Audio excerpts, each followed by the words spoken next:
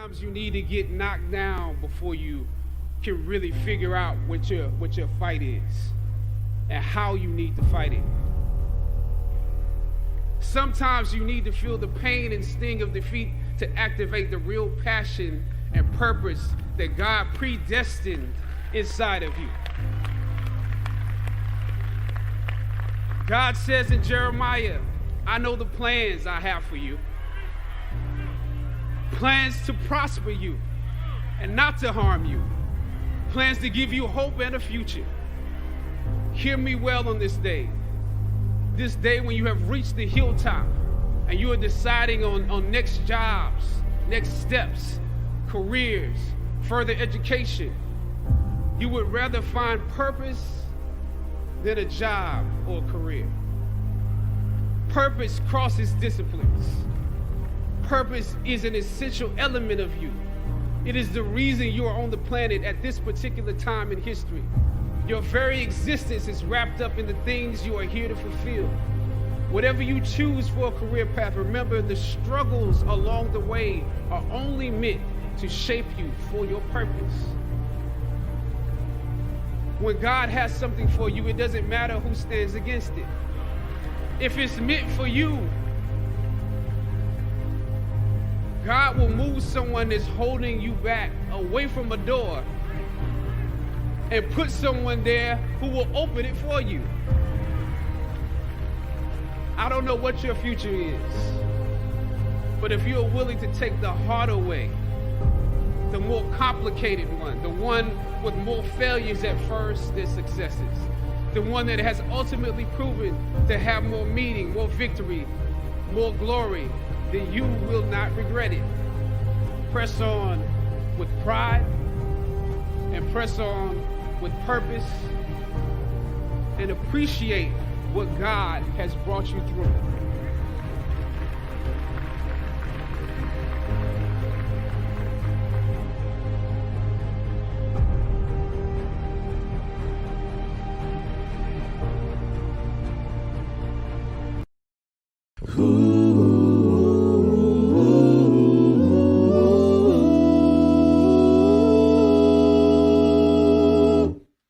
Two, three, four. I was born by the river in a little tent, and oh, just like the river I've been running ever since. It's been a long time coming, but I know a change gonna come. Oh, yes it will. It's been too hard to live it, but I'm afraid to die, 'cause who knows what's up there beyond the sky. It's been a long time coming. I know, but I know a change gonna come. Oh, yes it will. And then I go to my brother, and I say, brother, help me please.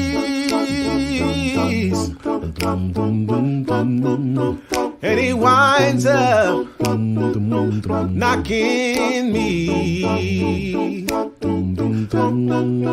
back down on my knees. Whoa, there've been times that I thought, whoa, I would last too long, but now I think I'm able to carry on. It's been a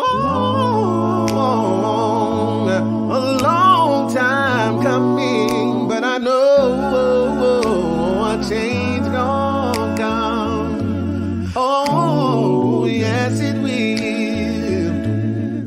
Oh, yes it will. It's gonna change. It's gonna change. Oh, yes it will.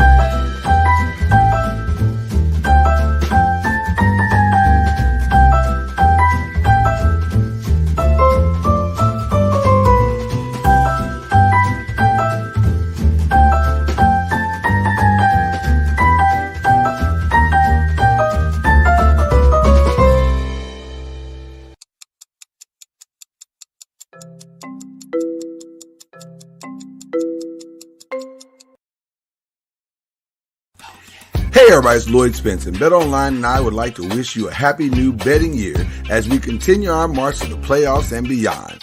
BetOnline remains the number one spot for all the best sports wagering action for 2022. It's a new year and new updated desktops and mobile websites to sign up today and receive your 50% welcome bonus on your first deposit.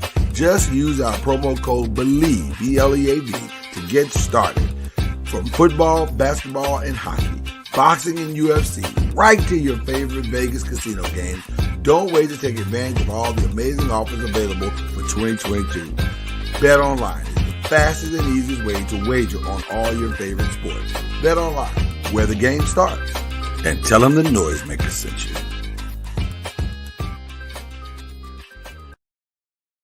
Popcorn World.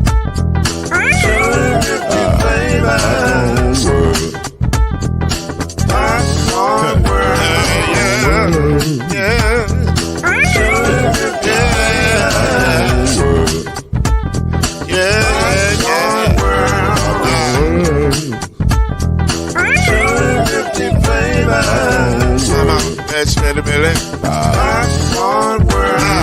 Can I make you move now? Yes, I can. So you can get this move in the back of a can. You can make it round the world when it holds in your hand. Popcorn World. 250 flavors gonna make you smile. 250 flavors gonna make you smile. 250 flavors gonna make you smile. I said popcorn make you smile. Ah. Popcorn World. Popcorn World. Popcorn World. It's a popcorn world. It's a popcorn world.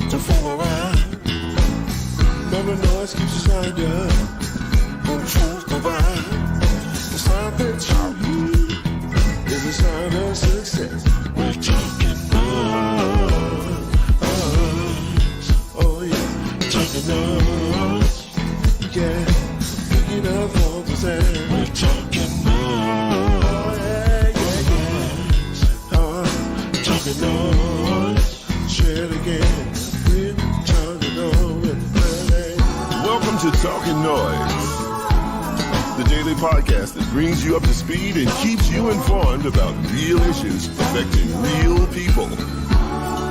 With your host, Mr. Talkin NOIZ himself, Lloyd Spence. His beautiful wife, Mrs. NOIZ, Kenyatta Spence. The ever-informed Brother NOIZ, Alan Brown. And yours cordially, Uncle NOIZ, Shake Anderson. Come on in and join us as we reveal and opine today's most pressing issues. The real truth, while having real fun.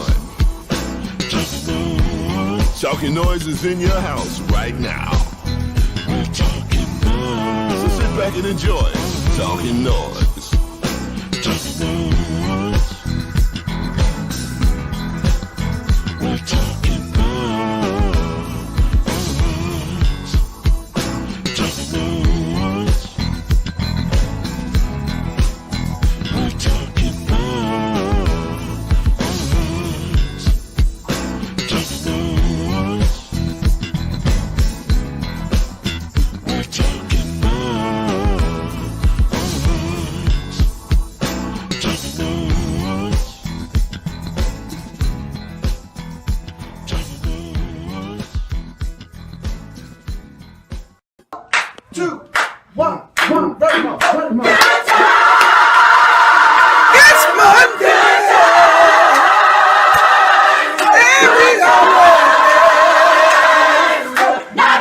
Everybody had a great weekend. You make it all with the every lady on.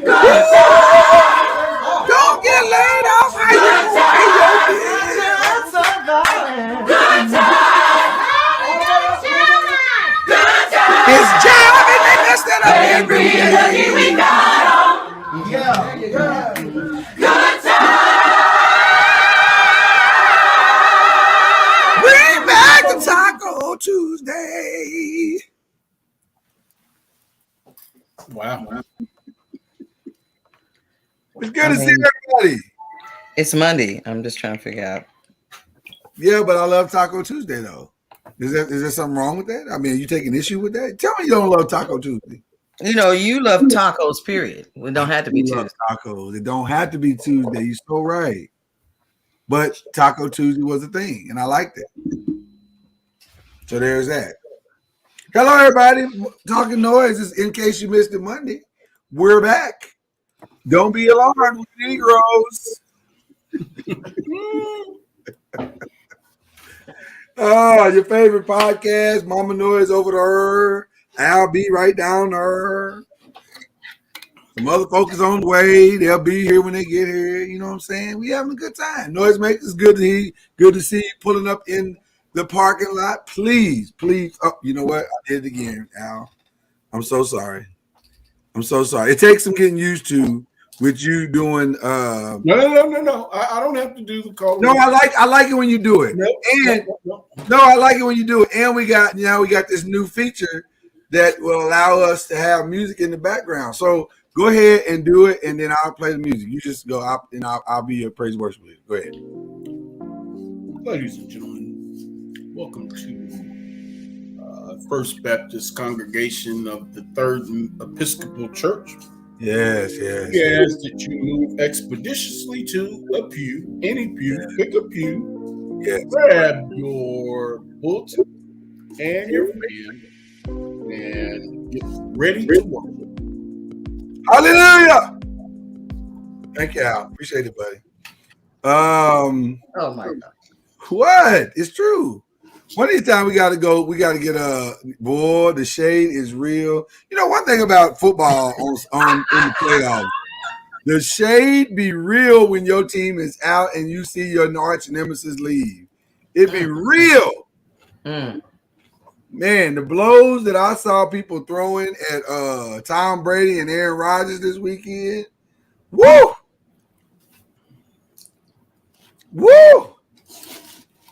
Folks is happy they gone. Oh my gosh! Listen, they happy, man. They happy they gone. I rejoiced when the Rossburger, gone. I rejoiced. Aaron Rodgers gone. Rejoice. When is it just that people want to see somebody new? Is that all it is? I mean, or is it just pure hatred for those guys? I'm sick of hearing that bad man on regard to Aaron Rodgers. Okay. I'm sick of hearing Tom Brady, the GOAT. Sick of hearing that. And so yes, I remember when we used to watch football growing up. My mom was a big football fan, and she would be like, "Okay, who you want to win?" Like, in other words, she'd be like, the one everybody expects or the underdog. And this, we have not been able to see an underdog per se, not the one you go, oh, okay, what are the chances of this person winning? Because it's always been the same people. You just like, Packers again, wherever Tom Brady is again. You know what's interesting? It really has not been the Packers. Like it's looked like it was, and they talk about him a lot, but he really hadn't won that much. Whoa, I don't know, Lloyd. I was looking at the numbers this morning. I'm like, I agree, but this is the first time in 12 years that one or the other's not been represented in a championship game. That's true. That's true. But Tom went a lot more than Aaron did. Absolutely. Yeah. So anyway, we'll listen. We have shows for that. We call it the 5. That'll be on Wednesday. You can come hear us pontificate and opine. But wasn't there a sudden one on last night? I mean, we went live because sometimes we just can't be waiting. Like we was like, man, this is too good. I was like, we're live? What is happening? We just went live for a minute. Just for a minute. To pontificate on all the losses. Scrambling around the house for your pearls and your hoops. I don't know what I was doing. Live notification, Mama knows. I was like, I didn't get the memo. Oh my goodness. Then I saw Lloyd and Chad. I was like, oh, okay, well. We just jumped on for a second just to holler at the peoples. You know, that's all. That's all.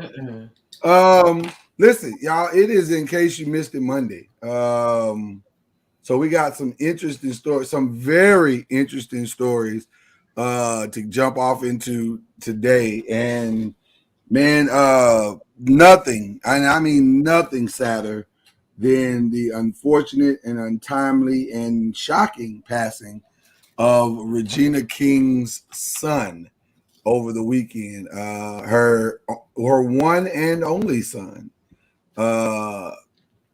passed. I don't know if he passed over the weekend as much as they announced it over the weekend. That was the part that I was a little confused about. Al, did he actually pass, or or was it more like they just announced it? Do you know or no? You may not know. I do not know. Okay. Off the top of my head. So we'll get that information for you. But at any rate, she announced that her 26-year-old son, who had just had a birthday on Wednesday, passed, and in quite horrific fashion. Suicide is just one of the most devastating things that can happen. And he had some very peculiar I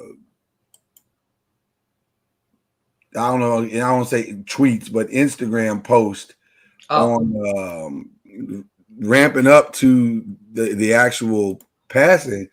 One of the Instagram post, I'm pulling it up as we speak. This is poor production on my part. I apologize, people. But one of the posts said, and I quote, let me grab that, snatch it up real quick here. There it is. All right. One of the posts said, oh gosh, I'm going to have to pull full screen on this one. Okay. It says, I don't think Instagram is healthy for me. And he says, that episode of SpongeBob where they go inside his brain and it's a bunch of mini SpongeBob just losing their shit. Yeah, that one really hits home. Now, the challenging part of that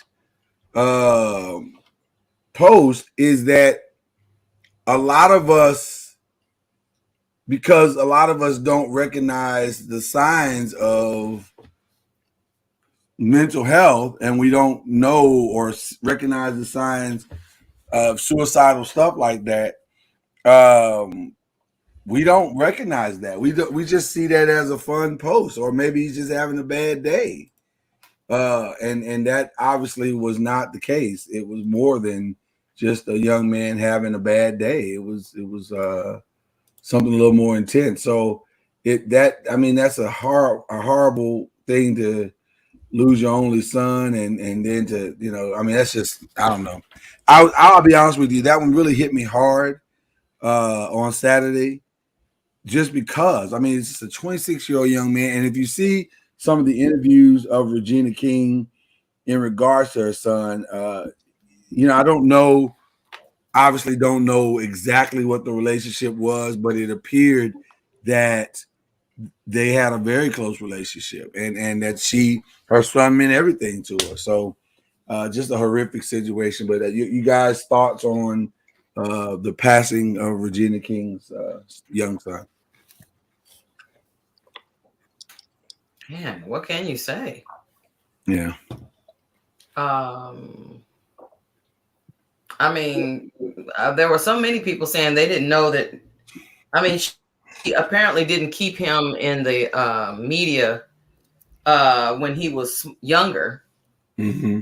But because some people thought, they was like, is she just dating young? What is happening? Until, it was later on discovered that it was, her son that she had with her on the red carpet and at different events and so forth. Right. So I can't imagine to have raised your child to that age. Yeah. And then for them to have taken their life. It's even hard to even imagine. Yeah. Such a sad situation. I think we would do ourselves a great service if we put forth the effort to learn more about depression and how to identify someone that might be having internal struggles, because outwardly it appears that all was well. Right. Apparently, judging by that post, I don't know the date of that post, that Instagram that you shared with us. I don't know the date of it, but apparently he was struggling with some internal things. Yeah. Cuz Noise pulling up, and when he comes in, he takes the pastor's entrance. He doesn't just walk down the center aisle like some of you do. He comes through the back way and puts that finger up and just comes to the pulpit. So, Cuz, your thoughts on the passing? Some pastors used to rise. The whole church had to rise for the pastor to walk down. Would you like us to rise when you walk? I'm just saying. If we need to rise, then we'll rise. Some of them wanted to be elevated. Let me get up. I would be singing, and everybody would stand up. And let me honor the man of God. I don't know. I didn't walk down the aisle. We apologize, sir. Thank you. Yes. I used to wonder to myself, even at that young age, what the hell are we doing? Right. Walk down the aisle. His ass can't walk without us standing. Well, my thing was, how come he can't come on time? Why is he always late? I didn't know why he was always late. But anyway, that's because he was in the office finishing up that. Oh my! No, oh my. That escalated quick. That really. No. Hey, Catherine. What are your thoughts, man, on this Regina King situation? Uh-oh. You lost the screen. There you go. You muted. There you go. Okay. I'm sorry. I had to get something in. Okay. So anyway, listen, that's the toughest conversation you could ever come to me about is suicide and suicide of a kid. Yeah. So my personal thoughts in my home and amongst those that I communicate with is outrage at people that commit suicide.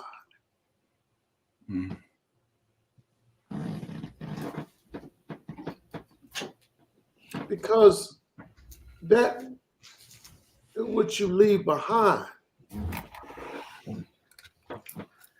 it is difficult to lose a child in an accident, a murder, to a disease. But now I have to live with the idea that you took your own life. They always say the worst thing a parent could do is bury their own child. Well, let's add the truth to it. The worst thing you could do is bury your own child that killed themselves. I raised you to a point. I poured into you and I prayed and I fought. Hopefully the parent did all that. Then you take your own life and leave me with nothing but wonder and sadness and doubt, and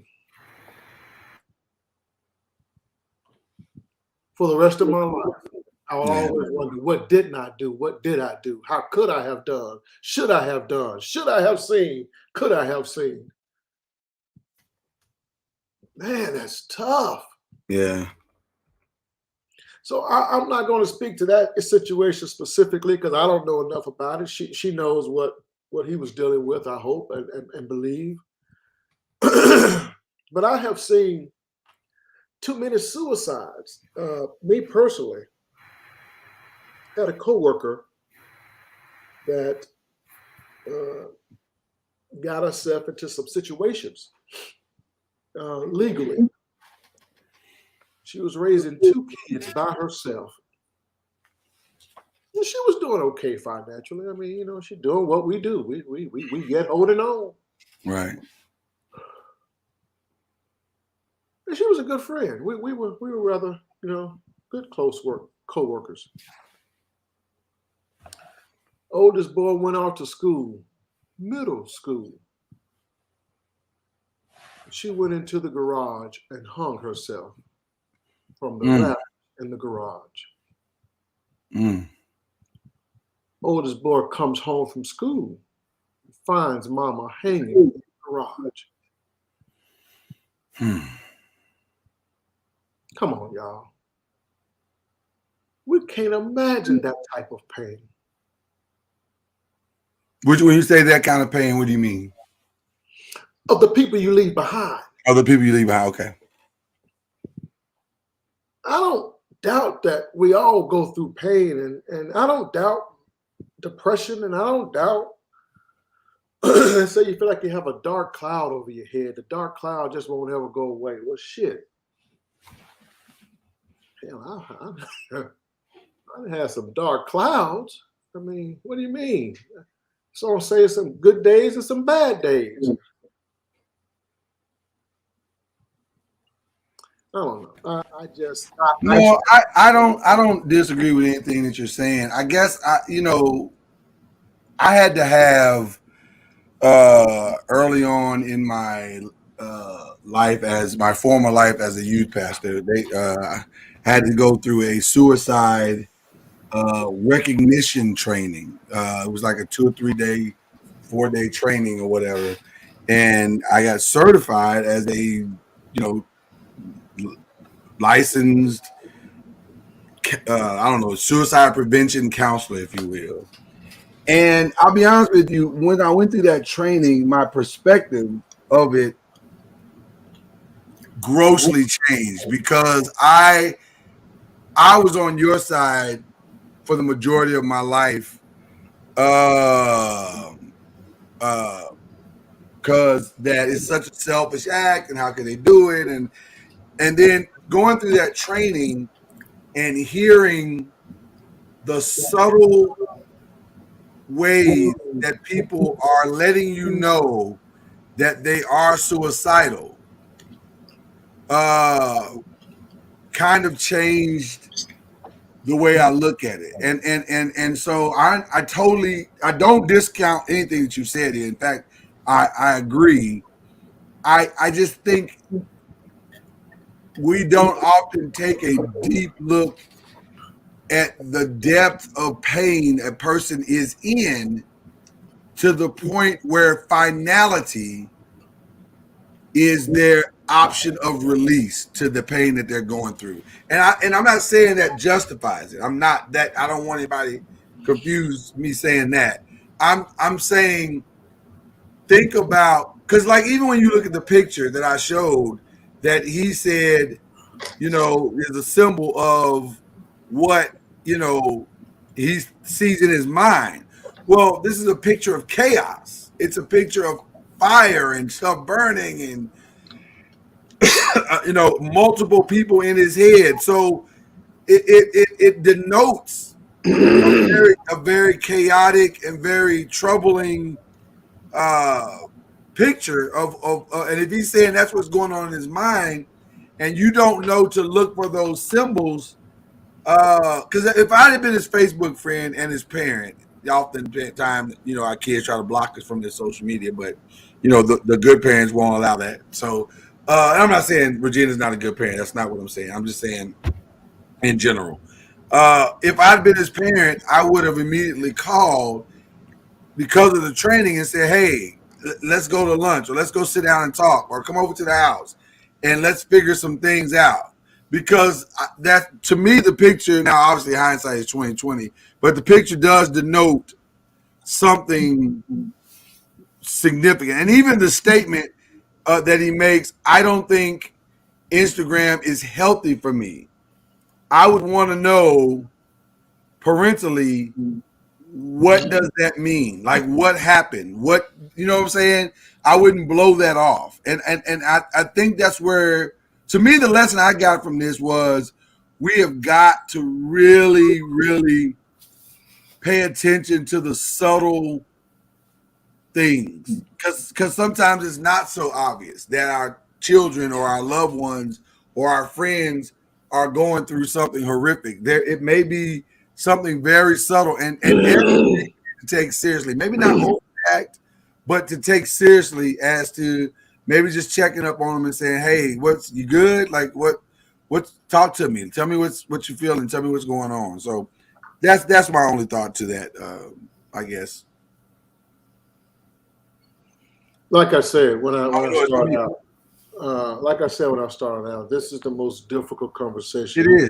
to ask anyone to have, man. This is because to me there is no right or wrong, because you don't understand the struggle of the person. Right. I'm just talking about in the wake of what they do, what they leave behind is just so damning to the family. Yeah. Like Cuz said, I've seen parents who've lost their children to sickness. You see a different kind of hurt and a different kind of pain and a different kind of sorrow than a parent who's lost their child to an act of violence. And I've also seen parents who've lost their loved ones to suicide, their children to suicide. And that is a deep, deep sorrow, pain. Yeah. Also with a extra side of anger. Yeah. And self blame. You know, what did I do wrong? So I understand what Cuz is saying. You know, no, you're right. Yeah, it's tough, man. It's tough. So we send as a show and as a company and as just Black people and parents in general, we send our thoughts and prayers and love to Regina King and her family and everybody. Wow, that Catherine saying she lost her husband committed suicide. Wow, dark place, shot himself in the head. Wow, she talked to him on the phone. Wow, and wow, I can't imagine. I cannot imagine. And going back to what Cuz said and what Al said, the questions that you now have to try to reconcile. What did I do wrong? What did I miss? How did I miss it? Why did you do this? This feels selfish. You left me here with all of this. I mean, it's just, woo. That's a lot. Having not seen Ian's post, Ian Alexander, that's the son of Regina King. Having not seen that post, I guarantee, or I feel confident in saying that the replies to that post was, "You got this. Keep your head up. No question. Disconnect from it, man. If Instagram is doing you like that, just step away from it for a while. Yeah. Turn it off. Yeah. Yeah. You know, just those general emotions that you really mean well, but you kind of take really, really light of the situation and you just kind of blow it off because, you know, having not been trained in how to identify someone who's, my response would have been, "Oh, bruh, keep your head up, man. It gets better." Most people would have left them the praying hands, praying for you. You know, there's a commercial that's been coming on TV lately called Talk Space. Yes. And the reason why I even bring it up, not because, you know, we're sponsored by them, but the reason is because of the captions that they use in the commercial. When the guy goes, you know, man, I'm really having some thoughts of whatever. And the person goes, all you need to do is shake it off. And then this person says, well, I'm really having some problems over here. You just need fresh air. Yeah. Man, I'm having some problems over here. And we have, I don't know if that's just our way as people to, like, it's too deep to be trying to come up with a solution. So it's sort of like when I heard that, I thought about my mom. She would say, if I was crying about something, she would say, the only thing you need to cry about is death. Because it can't be changed. Other than that, save your tears. Save your tears for only death.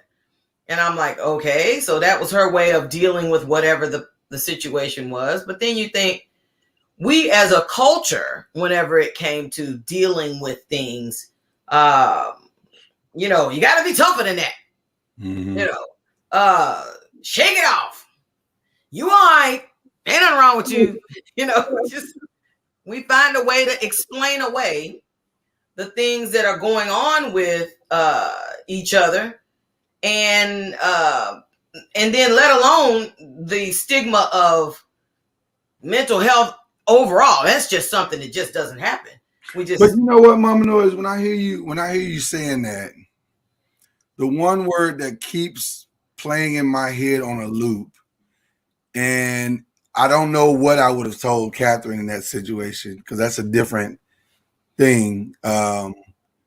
But I would say, why don't we engage the person? Like, why are we not engaging? Like, why are our days and lives so busy and so consumed with stuff that we can't take a moment to engage a person just to see where they are? And I'm not saying you got to go into a full diatribe in the moment that you witness a post or hear a coworker at work or whatever, but maybe you do need to figure, like, okay, something is different about, where's our radar, I guess, to say something is different about what you just said. And I don't know if I can do it this very minute, but I need to talk to you again, or I need to come back to this post or something. I don't know. I'm asking a question. I don't know if I have the answer, but I honestly, we're not that consumed or that busy. We pretend we are, or somehow foolishly think that we are, but we don't even stick around when we ask somebody, how are you doing? We don't pause 5 seconds, 3 seconds, right. 10 seconds. We don't pause for a response. Mm-hmm. And just something as simple as that could be an opportunity to take a burden off of someone's shoulders, off someone's heart, or off someone's mind. You know, if you just pause, and wait for a response. But you know, we foolishly think that every encounter or every conversation is going to be, 30, 40 minutes. Oh, I ain't got time, So no, we need to. You know, I agree with you, Albie. That goes back to that statement I made a couple of podcasts ago about I don't remember the celebrity, but how the person was at the game and walked right past the security guard and stuck his hand out to shake the security guard hand, but never made eye contact with the person. Never tried to really validate the person. What you were doing was just saying thank you for standing here to protect me, but I didn't really acknowledge you by being present with you for just a second. I mean, it ain't like we're gonna sit here and you're gonna tell me your whole life story. Just a second, and you was not worth me doing that. We don't validate or value our relationships. We just don't. There's no, because, and oftentimes we don't because we believe somebody wants something from us. I can't tell you how many Negroes I know. These are family members I know that ain't got but 2 dimes. Swear up and down they got it going on.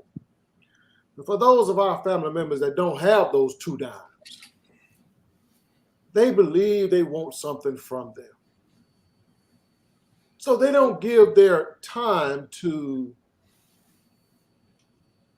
encourage and lift up and talk to those that are doing less than them, because those that are doing less than them gonna want something from them.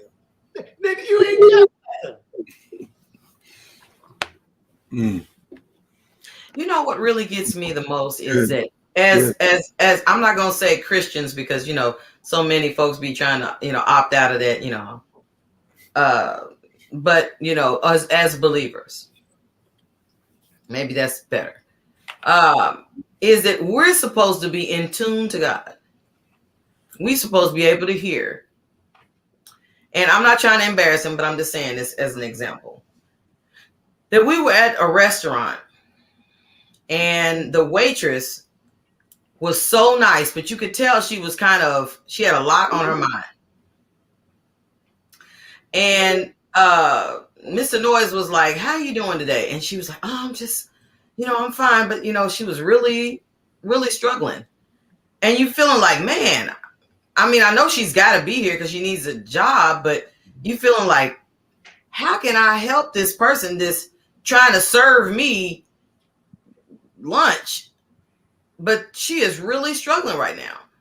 And he was like, you okay? You everything all right? I mean, even to take the time to ask. Because like Al said, we have made how you doing it's really not how you doing.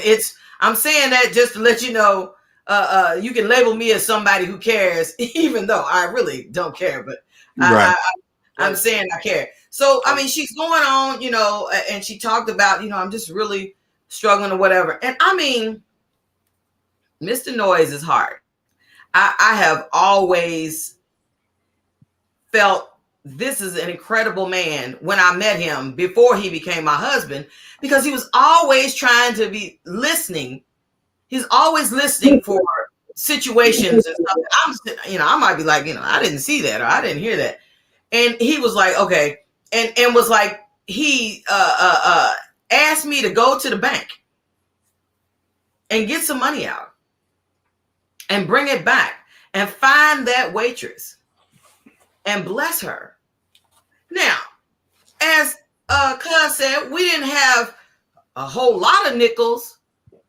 However, we had enough nickels to share, and was like, at that point, you need to just say, okay, God, now you know where we are, but I feel like this is somebody I need to bless. And I mean, that lady just broke down in tears weeping.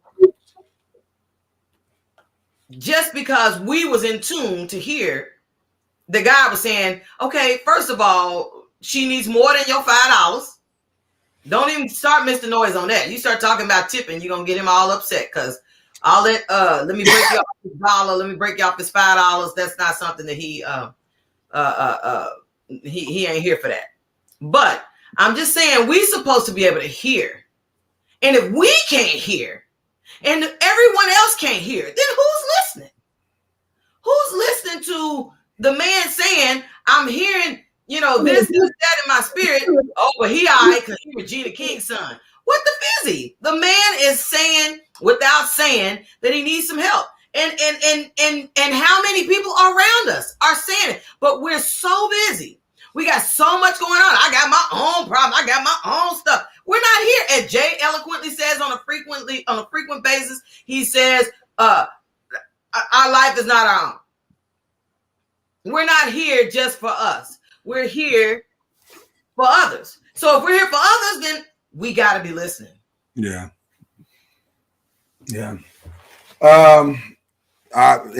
know what, Catherine, you may have mentioned this on the show before, and I don't remember. But if whether you did or didn't doesn't matter. Our thoughts and condolences are with you. I mean, I don't know if you ever get over something like what you just said. That so we definitely want to send our thoughts and prayers to you as well.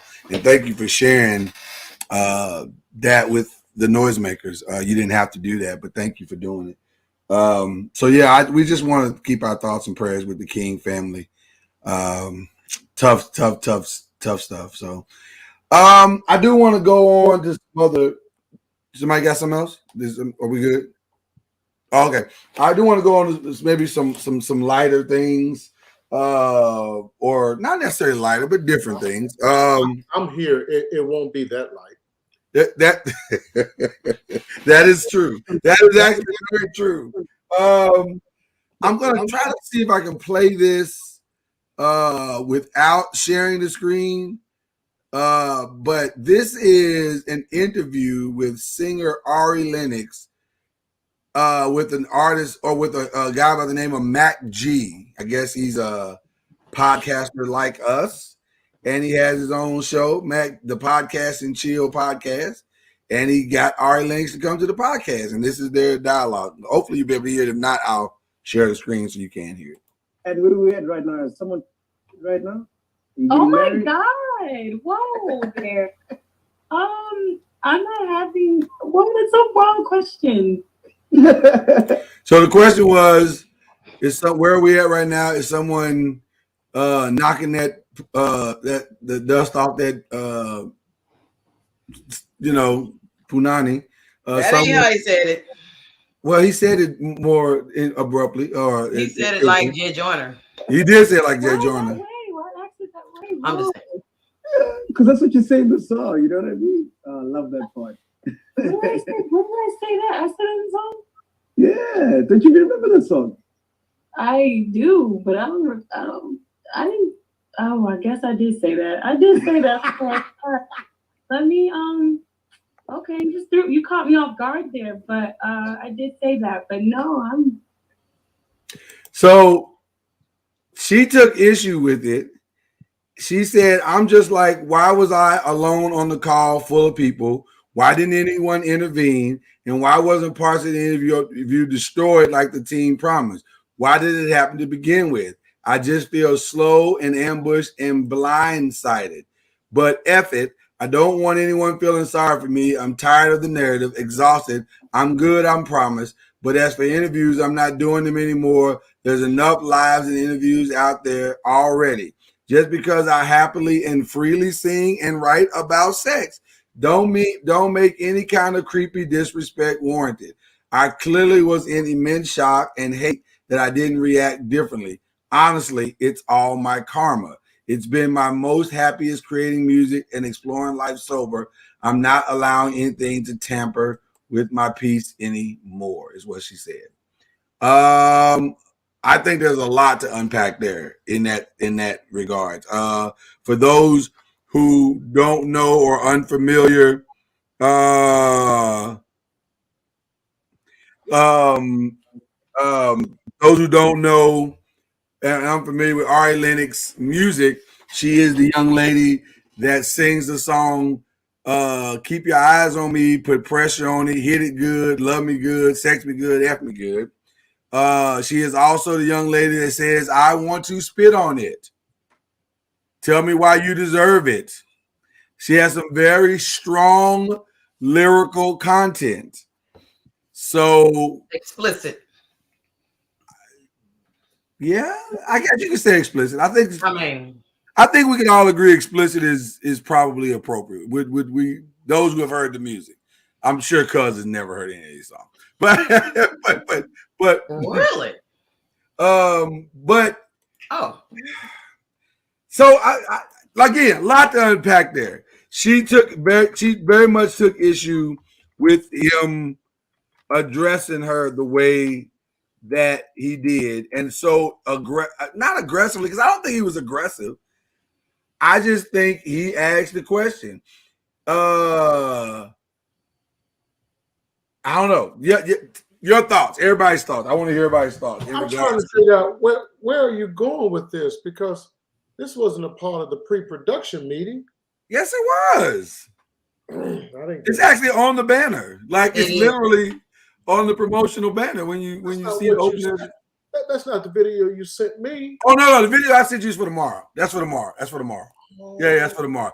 But this is a good lead in into that video for tomorrow. I'm shocked you don't have any of her videos. Listen, I don't have any of her videos. Oh yeah. Because y'all usually be like, send me the link whenever we talk about the lyrics to her video. I don't listen to that shit. Yeah. I don't. But you be wanting to see the link. He's just supposed to see. Mama knows. You want to see, you don't want to hear. Yeah, you don't want to hear all that. I would glance at any ass. Any and every, or just even the flat ones in the neighborhood? I don't really discriminate against ass now, to be honest. Oh my gosh. But anyway. Okay, well. Anyway, that's just a glance. I don't care nothing about that, and I don't partake in the music. Now, if I need to listen to her lyrics, I'll listen, but I don't. Can I ask this question? Is it inappropriate for when you sing lyrics? Let me pull up the lyric, because without that, Cuz has no frame of reference. But as you pull up the lyrics, Lloyd, let me say this, because it just because you sing about it, write about it, does not mean you live it. Right. So that I think that line of questioning, or that question in particular, was inappropriate. Okay. Now, had he prefaced that question with, well, you know, in the song da da da da, you said da da da da da. So, you know, is somebody doing on in your, you know, are you having better days between your sheets? You know, something but to just come out of left field with a personal question such as that. Yeah. I think go ahead, Mama Norris. Wasn't this in another country? He's from another country.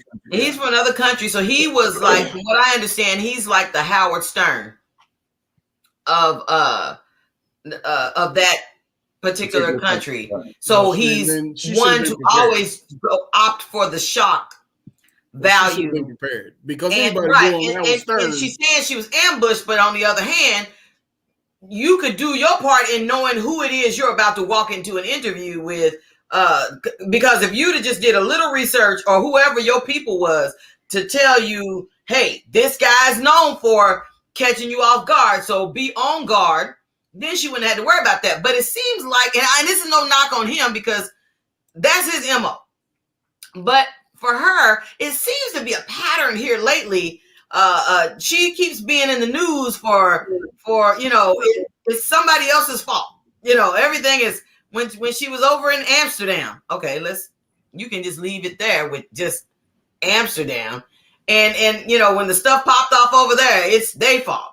And now she's in the interview with this dude and talking about, I was ambushed. Didn't nobody tell me. Although all he did was quote what she says in the song. And when she was saying what she said, she's like, how you gonna come at me like that? And he's like, you know, I was just quoting what you had in your song. Then it was, I do be saying that, don't I? I think he was trying to be clever in his approach to asking the question, though it fell woefully flat. And sometimes you hear it a different way in your mind than what actually gets said, but you don't hear what you're actually saying because you're like, oh, I didn't say that right. So I think he definitely blew and dropped the ball on the line and the approach of question to Al's point and your point, Mama Noise. However, when you say I want to sit on it, tell me why you deserve it. Why should I move? Spit on it.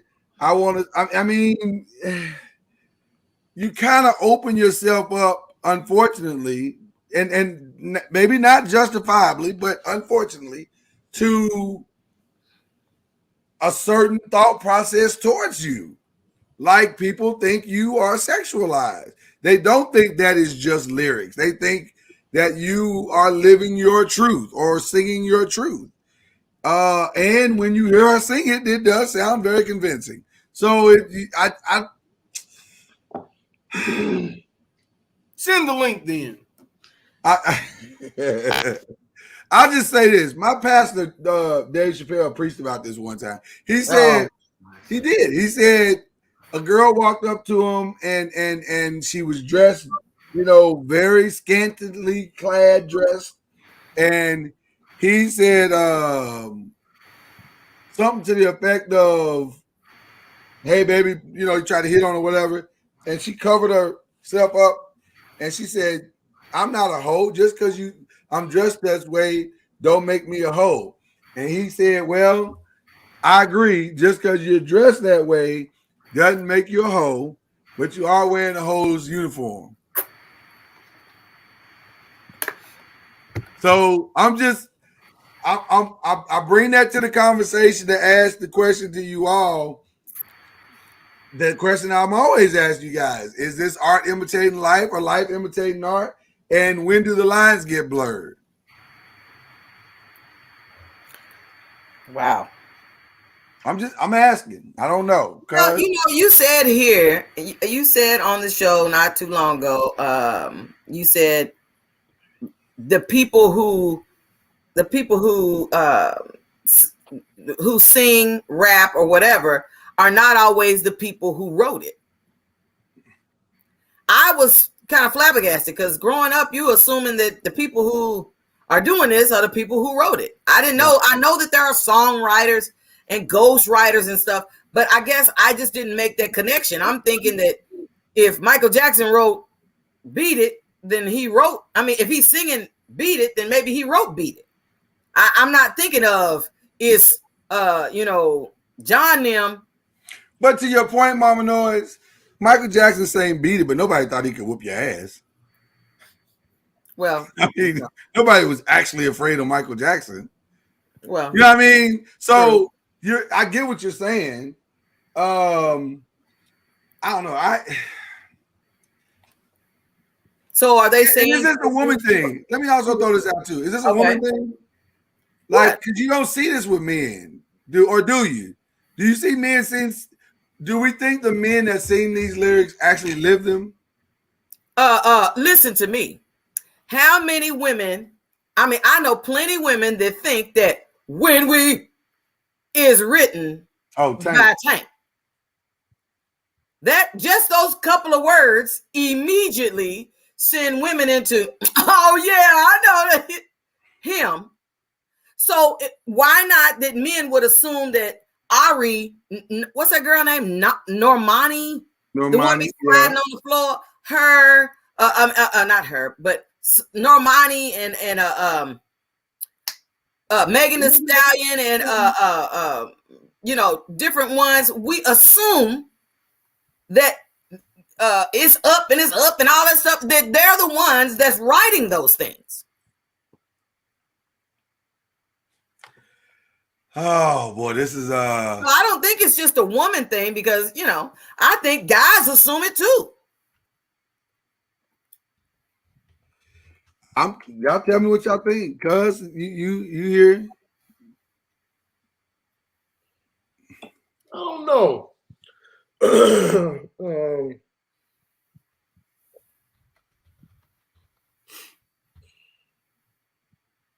It's really easy to pass judgment on people because you say all the time on this show about rap lyrics and how damaging they are to the community. Yeah, but I've never said that the rap lyrics is the life that the rapper is living. Right. Right. That's true. It's real easy to pass judgment on people by what they say. In this case, sing. All poets. I mean, you would think that a poet is very graceful because their lyrics are so special, as if they are living that special life in words. I oftentimes joke on the show about, my extracurricular activities. So much so that Mama Noah's up there actually believes that I feel that way. That's my feel. You just have to be careful. I didn't believe him either. So you have to be careful passing judgment on people by their art. I just believe that. Some artists paint beautiful art, and their lives are totally jacked up. But how could you be so jacked up that you paint such beautiful scenes? And right. Some preachers are excellent at oratorical skills. They make you think that their lives are all together. You got to have it all together. The way you put it together, you're a master craftsman. Yet they're not living that life that they're preaching about. So it's the same thing with singers, with artists in general. I don't pass judgment off people by what they say. I pass judgment off people by what they do.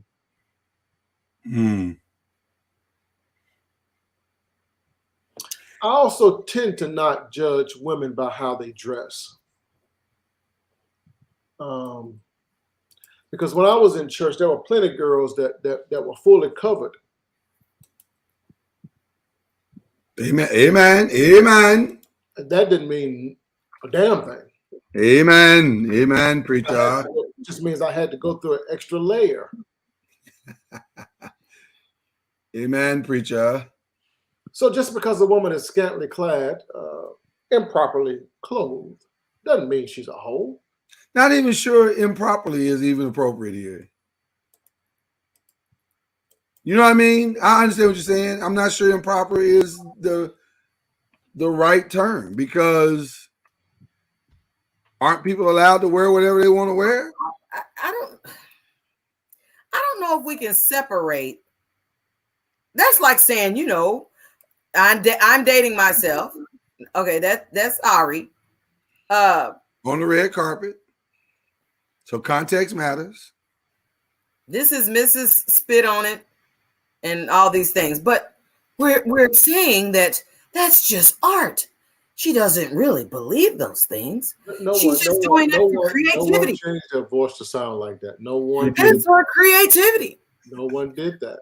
No, I'm just saying that's what we're saying. It's all for creativity. And the way, that's just her uniform that her wearing with one titty up and one titty down. That's just her uniform. Was that one titty up? Was that one?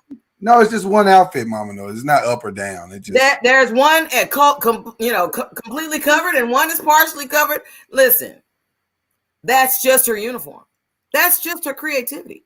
We should not put those two together and just realize that what we buy in the stores and stuff, that's just an example of the product of creativity and not the person. Because we don't want to judge. Oh my gosh. I can't stand people talking that old judge me. Don't judge me. Stop it. Stop it. Woo! This escalated quickly. Because you Mama Noise, you're showing too much skin. Oh, well, by all means, then this is my uniform. Hold on. I disagree. I disagree. You look good, bro. To some ultra conservative people, though, yes. Yes, ma'am. You're showing too much skin. Come on now. Well, then you know what? To some cultures, you are. That's true. Some cultures, and those cultures need to get over it because this is my uniform. And they will pass judgment on you and call you all kinds of names, whether out loud or to themselves. But they pass judgment on you because of that little skin you showing right now.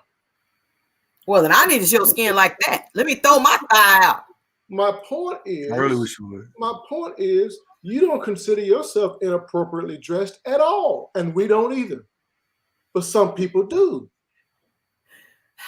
So what's too far? What's too far? I don't know if I want to rest my argument on the appearance of Ari. As much as I, as a musician, as a singer-songwriter, want to caution every singer-songwriter to, if I can say it this way, the inappropriate ignorance of the masses. We believe what we see. Is that simple? And here. We believe it. So when you tell me, Ari, that you want to sit on it, spit on it, do these really nasty things to it, I'm not intelligent enough as a consumer to think otherwise. I believe that you are what you said you are. When Chloe, and here's the double down. When Chloe Bailey says her booty's so big, they say, Lord have mercy, and y'all can't handle all this jelly and junk in the trunk that I got. And then you double down away from the art by putting sexually or provocative pictures on your personal Instagram account. Now I'm led to believe what I've both heard and seen, though it may be unfair. You may be an actual prude when it all comes down to it, but the visual is what is what is telling the narrative. And so that's where it becomes challenging, because the more ignorant and the more or the least, I won't say uneducated, that's not fair, but uninformed or unwilling to be informed will go with the narrative. They'll go with what you presented to them. And so that's how you get a guy to say on a podcast, so who's effing you right now? Because I don't want to do the homework or the research that you're in a regular relationship. Why should I? You've already told me that you're a wild girl. So I don't know. It's a challenging thing. And I would caution artists, if you choose to sing that song, I'm not telling you to or not sing it, but I'm saying when you do, these are the consequences that come along with those lyrics, unfortunately. And I'm not saying the guy wasn't inappropriate in the way he acted. He was. He was trying to be too clever and too cute and stepped on his tongue. If my daughter went there, I'd say he stepped on something else, but that I can't say that. She's right there. She's modified. But he did step on it. Y'all know what I'm talking about. I'm saying that's the problem, I think. You got to be careful with how you present your art, because you are going to be what you present when it comes to music. That's just what it is. Wow. I didn't say it was fair. I'm just saying that's what it is. I mean, because I agree that. Go on, Mama Knows. I'm sorry. No. You go ahead, because you need to. That was anyway. I believe you cannot talk about sitting on it and slobbing on it, and not be seen as a person that partakes in it. Right. I'm not so concerned about the artist as I am concerned about the message the artist sends out to others, that it's okay to engage in what I'm singing about, talking about. Never was I ever concerned about Prince's lifestyle. Prince was actually an introvert. He was very shy. But his music was not shy music. It was, let's get together and let's do some cream. Why don't you get on top? Right. Come on now. Yeah. That's what he was singing about. That's what he's saying about. Yeah. I know, but the way you come on now was like, y'all don't hear me. Okay. Oh my goodness. Amen, lights. Amen. Amen, Pastor. But anyway, I'm not so concerned about the lifestyle of the artist as I'm concerned about the lifestyle that the artist sends out to others, that it's okay. I don't believe all rappers are thugs. For many years, they had to try to prove their street cred because many of them were soft as marshmallows, and they had to prove that they were street worthy of the lyrics that they were singing.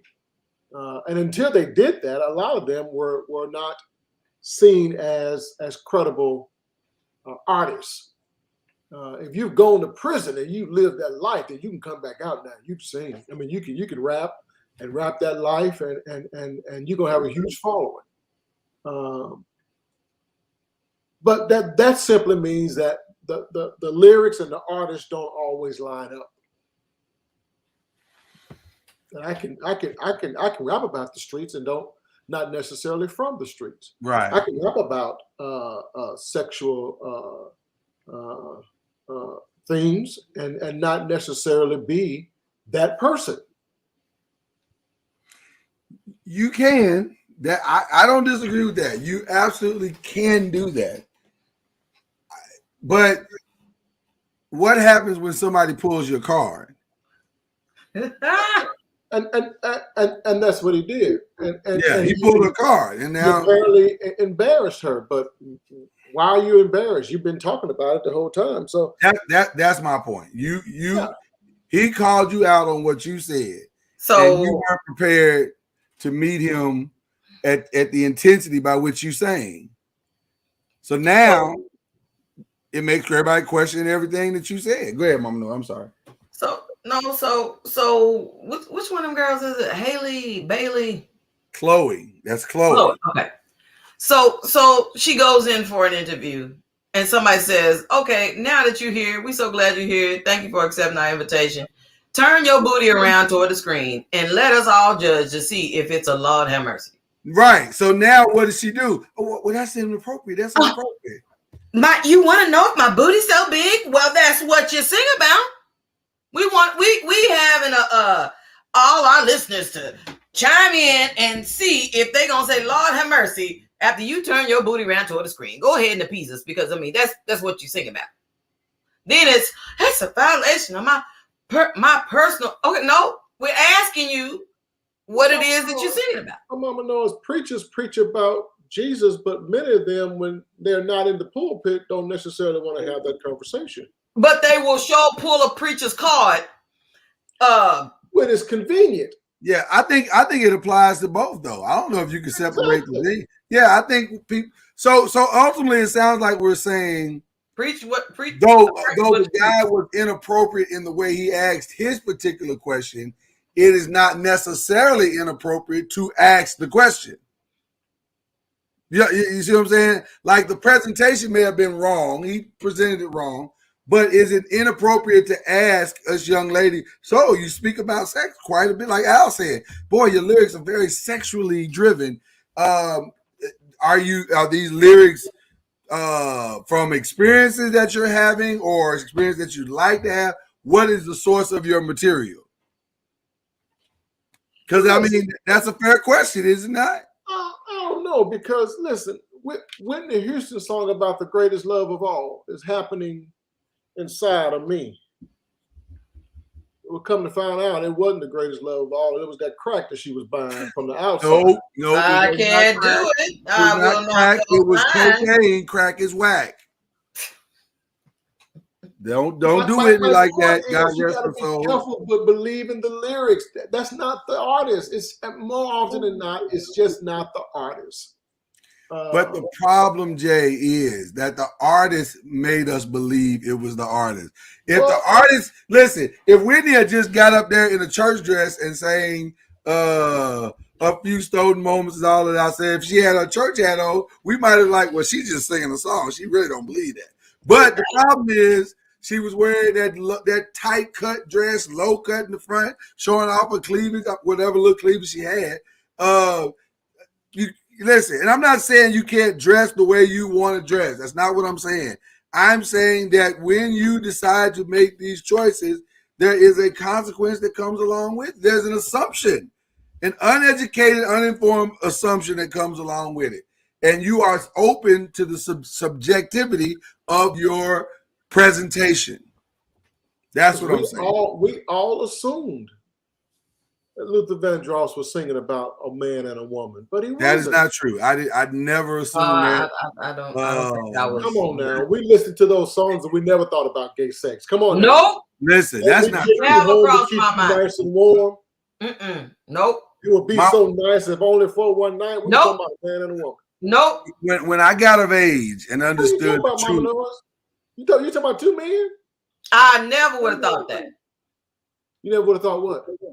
I would have never thought that. You're agreeing. You're agreeing with what Jay's saying. Right. Yes. Yeah. Okay. That never crossed. That never crossed. Yeah. Right.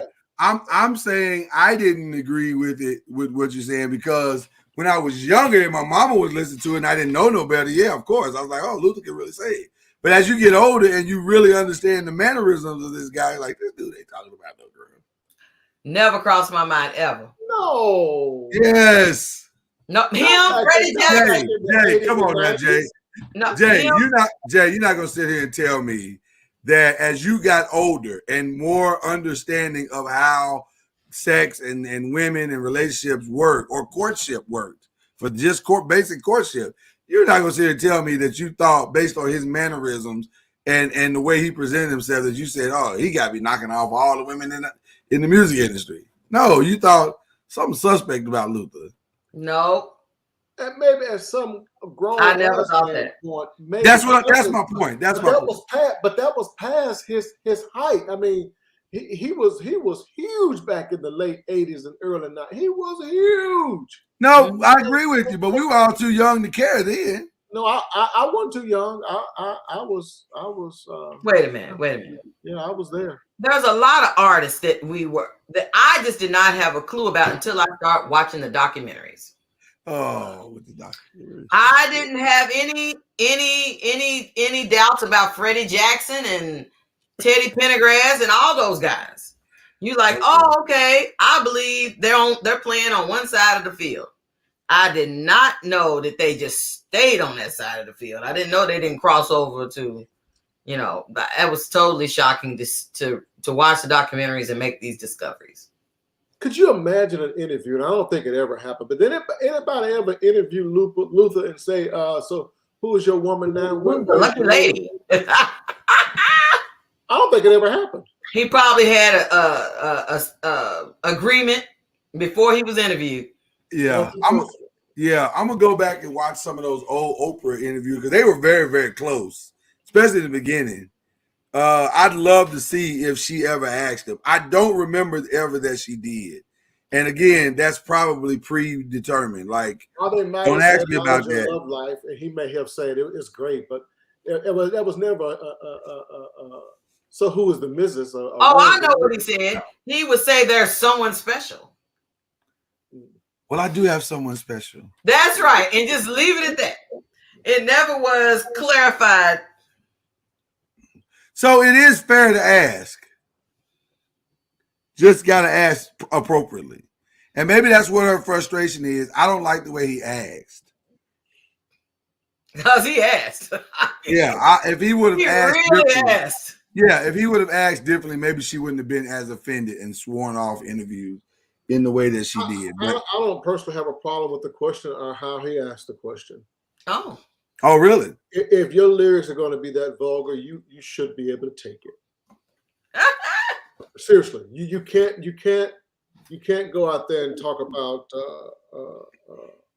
gang banging and fighting and all of your lyrics, and then I ask you a question about that lifestyle, and you pretend to be taken aback because that's not who you are. Well, damn. That's like me asking. Snoop Dogg has got so much gang affiliation, it's not even funny. That's like me saying, well, Snoop, I've noticed you had such an amazing rap career. I understand that your affiliation is with the Crip gang. Is that correct? That is correct.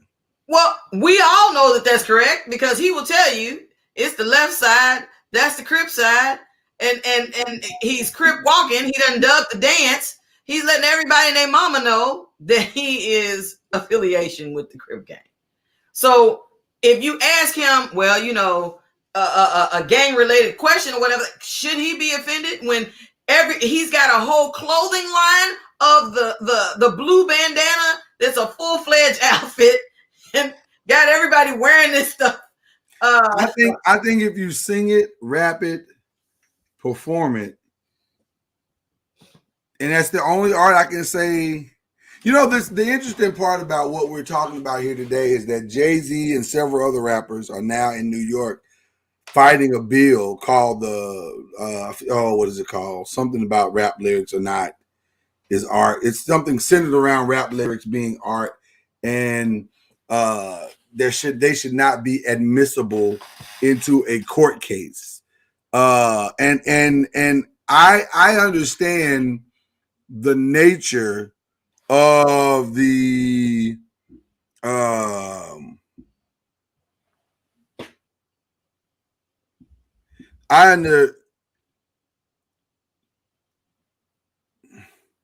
I'm sorry. I just got a text that I needed to respond to, y'all. I apologize. Oh, okay.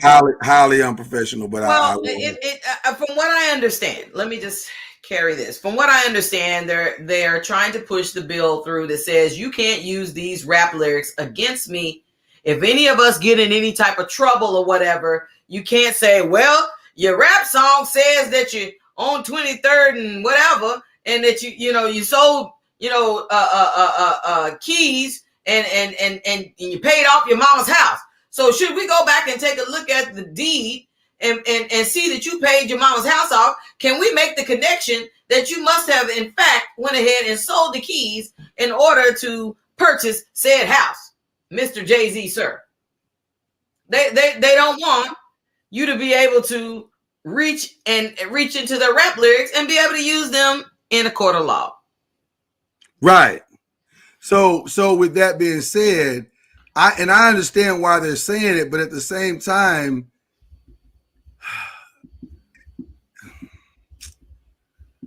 it's a tricky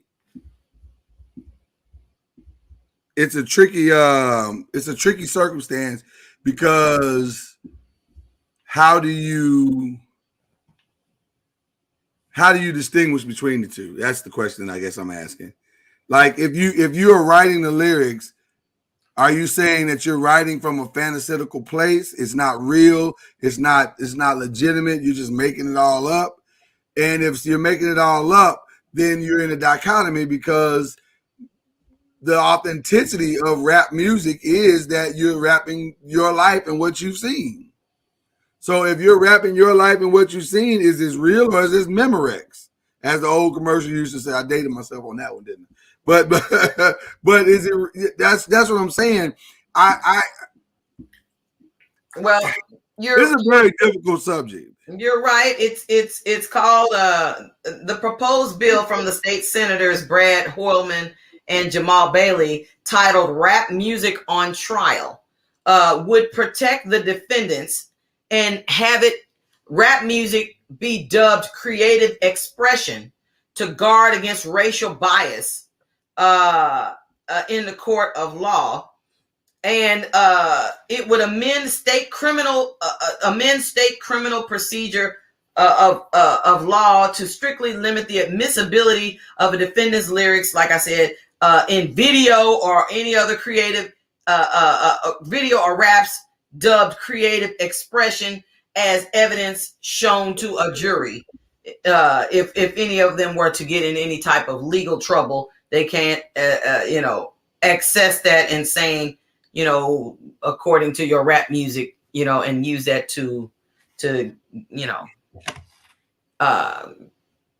cause them to get locked up or something. Right.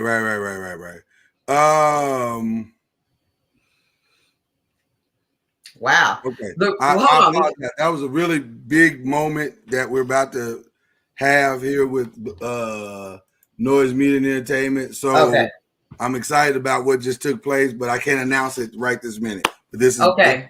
But then let me add this as well. The reason why they're really trying to advocate for this particular law. Right. This particular this particular law is because they uncovered that hundreds of cases, hundreds. Now you think as soon as you hear that, you hear Jay-Z, is behind it or whatever, you assume that maybe it's just Jay-Z or just a handful. Hundreds of cases where rap lyrics and videos were introduced into criminal courtrooms to solidify, putting the nail in the coffin per se, to put a lot of Black men behind bars simply because of their lyrics of their rap music. And I think that honestly is grossly unfair. But at the same time, like Ron said, if you're dumb enough to snitch on yourself, then you probably need to go to jail anyway, because that's just stupid to put your actual activity. It kind of goes back to that song that you were telling me about with the TikTok video. There's a TikTok going around, and in that TikTok video, it's a rap, but it highlights an actual event, a murder that takes place, and they're making light of it. And I would say when I first saw it, I thought it was a joke rap. And so I was like, oh, this is funny. This is really funny. But Kenyatta was like, no, baby, that's real. That's a real person. And they're talking about a real situation that took place. Well, listen, you're an idiot for making that song, because why would you incriminate yourself? But to the broader point that we're making about these lyrics, why would you sing that song if that's not who you are? Because it sells? Mm-hmm. Because it's going to get you likes and follows and subscribes? Why? Listen, if you are a sexual person, then I understand you singing a sexual song. But if you are a prude and you sing a sexual song and you think that it's not going to come back up, I don't know what to tell you. Because here's the thing, to Alicia's point, it's self-incrimination whether it's true or not. Well, according to this article, Jay-Z says that it's a double standard because, 1 minute you saying, for instance, I'm not saying this happened, and I hope that never happens, but for instance, somebody would go back through Scarface's catalog, Brad Jordan, his catalog, and hear all the stuff that he's written about. And you'd be like, dang, what's the name of that guy's name? What's that guy's name? Or that I went into our cold cases and it sounds similar to a case that we found in our cold cases, if I was, a police officer. But the evidence, Mama Noise, has to match up with the confession. So yeah, go ahead. That's the problem that Jay-Z was saying. He said, so then let me be clear. He said, for what I understand, the movie Scarface, the movie itself, it did more than the actual rapper. That movie impacted rap more than it ever impacted. I'm not saying it didn't impact the white people. I am saying it impacted rap to such a degree that dude is on the wall. Like when I was a kid, there was 2 people on the wall at my grandmama's house. JFK and Martin Luther King. Right. Rappers, one person that they got for sure on their wall is old boy that played Scarface. But here's what I'm saying though, and I understand what you're saying. I understand what Jay-Z is saying. My pushback would be this. Scarface is a fictionalized story. If a person is confessing something or saying something in their lyrics that would trigger an investigation, that is problematic, and it is dumb to self-incriminate yourself. If you're saying I'm a rider, I'm a thug, I went down to 34th Street and shot him with the love, shot him in the back of the head in front of the 7-Eleven. I was wearing a green shirt. Well, if they go to the video at 7-Eleven and you holding a gun with a green shirt on, that's your fault for telling on yourself. That's the point. I think that's the pushback that I would say, to draw the parallel, because I don't want to get too far off topic. But if you are on your Instagram account and you're holding a sex toy in your hand with spit coming out of your mouth, okay, you are telling us that's who you are. Now it's no longer art imitating life. Now it's life imitating art. You see what I'm saying? So to Jay's point earlier and my point earlier, at what point do you say, no, I can't sing that? That's not what I'm about. I don't do those type of things. Or I do those type of things, but I'd like those type of things to remain a little more private. Can I sing a song that doesn't necessarily place me in the light of this type of person? You can be sensual without being sexual. Well, in my defense of what I was saying, even on the TV shows, I like to watch a lot of crime shows. The show Law and Order, for example, as soon as it comes on, it says, I don't know if it's a disclaimer, either at the beginning or at the end, saying, like, in other words, these events that may sound similar, I don't know the verbatim, but there's a disclaimer that says, you know, these accounts and these names have been changed to protect, you know, blah, blah, blah. And you like, man, it looks like this show was snatched right out of the headlines. And some of it is, but I guess what I'm saying to you is the moment you snatch it out of your own life, you are telling people this is who you are. So they need to put a disclaimer on their albums? Yes. Does that take away the street cred? That's the catch-22. That's the catch-22 of it all. If Ari says, listen, I'm just singing a song, but really I'm this way, if she puts that on, this is not really truly my life, I'm just interpreting a song, we leave, nobody ever asks her the question. But because you left it out there and backed it up with imagery, so that's all I'm saying. Because I turn it back over to your capable hands, Pastor. Oh, I agree with you. I really have nothing else to add to that. I agree. All right. Well, we'll move on to the next to the story. Next story.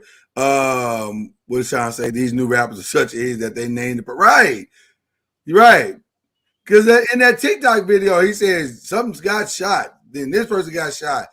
Then they said they dumped the body of Corbin. They said, where's Corbin? You know, so I mean, the whole thing is just crazy. I mean, I must tell you, I was dumbfounded.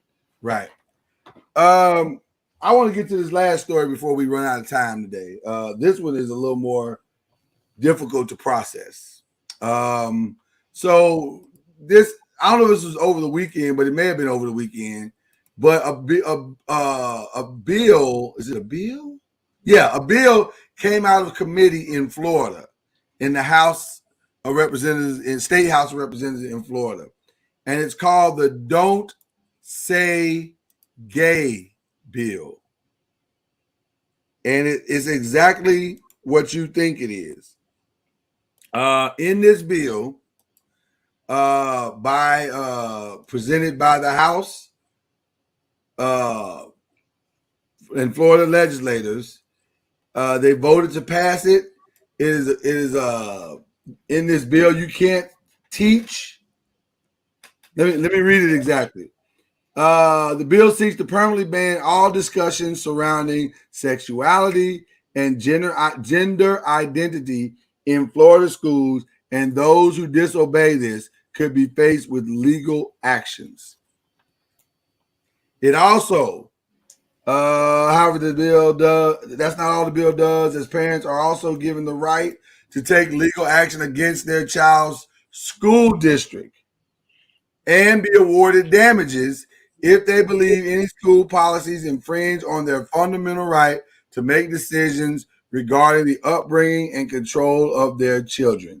Additionally, Florida educators would be forbidden to discuss LGBTQ topics in the classroom that are not deemed age appropriate or developmentally appropriate for students. This is an interesting bill. Wow. This is an interesting bill.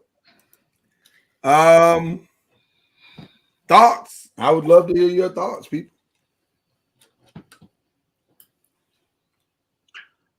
So what's the gist of the bill again? They want to do what again? It's called the Don't Say Gay Bill. Don't say gay. You can't talk about it. You can't push it. You can't discuss the complexities of it in a classroom anymore. And if you do, there will be consequences up to and including civil lawsuit.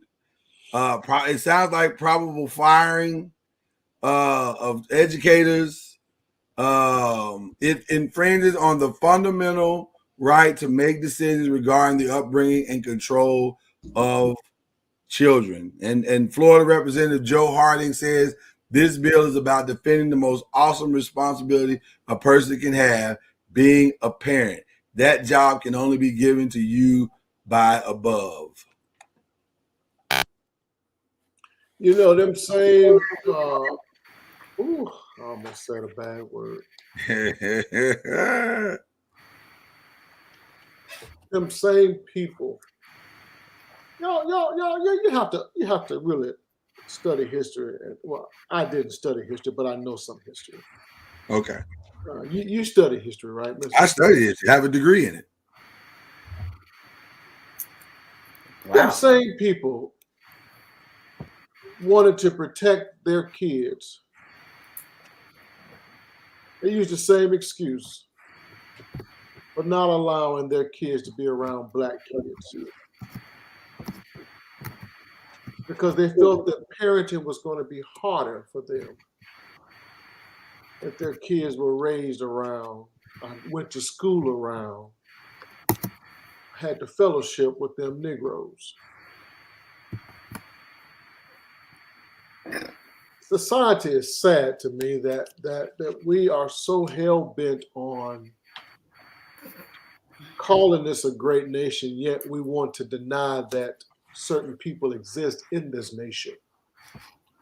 We know you exist, but we would rather keep you in the shadows, yet call ourselves great. America been singing that bullshit about God bless America for a long time. But they didn't want God to bless America. They wanted God to bless white America. They were not concerned about doing God's work to bless all of America. They only wanted some of America to be blessed. I struggle with the greatness of a nation that wants to deny some of its citizens the same rights that everybody else has. Sure, in this age, it is more difficult to raise kids if you are a heterosexual minded person, family, believer. It is more difficult. It is more challenging because of the outwardness now of gay lifestyle, gay sex, I guess. I don't know what else to call it. Right. I don't know the purpose of being gay if you ain't gonna have sex. I mean, I don't understand that. Right. Why am I heterosexual if I ain't screwing a woman? Ooh, went too far. Okay, but so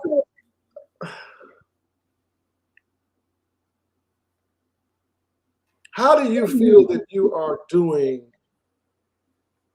God's work as the United States of America believes that this is a nation founded in God we trust, whatever, under God, by God?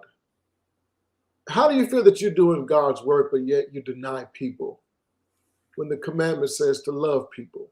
We are commanded. We are told. Are they denying people, or are they saying we just want to give the right to parents the opportunity to parent the way they see fit? Listen, the quicker we get this shit. See, the problem with the United States is we are a very young nation compared to other nations. Quicker we get this shit out in the open and stop trying to dictate how it comes out, control how it comes out, the quicker we get it out in the open, the quicker we can move on.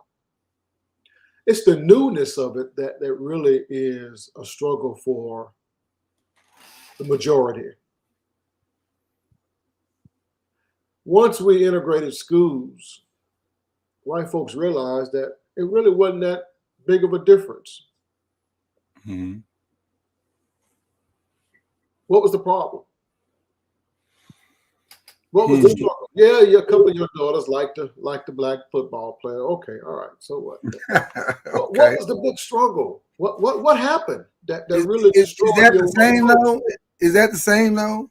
It's the same. It's the same mindset. It's the same mindset. That we're doing this in the name. We're doing this in the name of protecting our kids. It's the same mindset. So I'm going to deny others the same education that we have. We're going to keep them in those broken schools. We're not going to integrate schools. We're going to keep them separate from us because we are living a lifestyle over here that we don't want to be disturbed. But I want to use something that you said to highlight the conversation. You said, I don't know what being gay means if you're not going to have sex. I totally agree. So should I have a teacher in the 5th grade teaching my kid about various kinds of sex?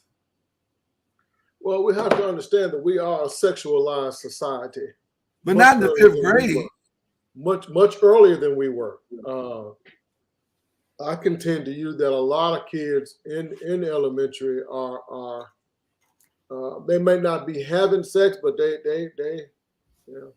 but here's what I'm asking.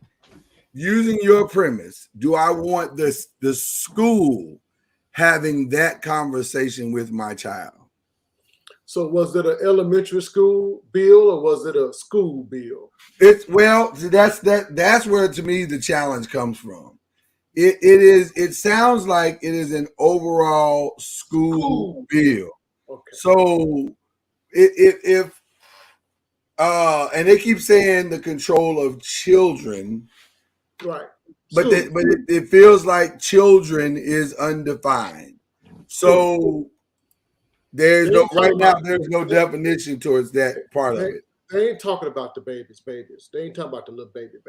Well, but there's no room not to talk about the babies in the language. The language doesn't say we're not talking about the babies. We say the language says schools. Do we have sex ed in the 5th grade now? We do, but we can opt out.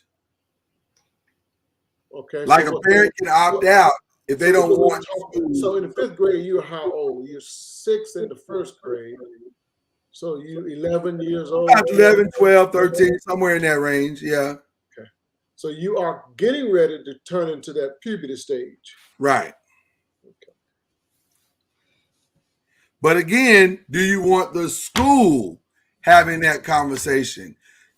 The school... Well, when do parents have the conversation? Well, but see, that's the point. That's the point I'm actually making. The parents are the ones that should be. This bill assumes that the parents are engaged enough to have an understanding of when would be the appropriate time to engage our kids into this conversation and to teach this subject matter the way that they would like to teach it. That's kind of what that's another way to see it. I don't know if it's the way, I think the way that they're presented is what you're talking about. If I'm being completely honest, I think it's probably racist as hell. But I see, I'm just being honest. I do. I just know, because I know Governor DeSantis, he's a racist. So, no, he's a racist. Come on now. Is he not? Okay, he's not a racist. He's just. Let's say he supports racist policy. He supports racism. I apologize. How do you support racist policy and not be racist? We haven't figured that part out yet. Because you care more about your power than you do people. You don't necessarily buy into what you believe, but you only care about the power. And let me say this, Alicia, to your point. I'm one of those that I do not believe that there should be sex ed in the school. I don't believe that. I believe there's a biological side of sex that should be taught. And we explain how the biology works because you can't get around that. But the actual sex ed and relationships and all that stuff, I'm going to leave that to my school. No, I'm going to talk to my kids about that myself. And I would prefer to talk to them about it myself. Go ahead. But the percent, I don't know the statistics, but apparently the statistics of parents that want to talk to their kids about sex in the first place clearly must be a deficit if they feel like they got to pass a bill to give the teachers permission to talk about this or talk about that. I personally, my mom didn't want that conversation. She didn't want the smoke. I'm asking questions and stuff, and she like, the people got that answer. The people gonna give you, So I'm going, okay. I'm asking the closest person to me, the parent, and only until I got married and had my own children, did the school start stepping up saying, well, next week we're about to be Azaria was in school. Next week we're about to talk about human sexuality. Do you want your child to be a part of this? And we was like, no, we will sit down and talk to her about sex the way it should be taught, instead of y'all trying to cover all the bases and then trying to be politically correct and trying not to hurt people's feelings and trying to say all the alphabet and all of it. That's not the way we're going to teach it. But you would agree as two educators that's really the school system. Put aside sex, the school system teaches that way.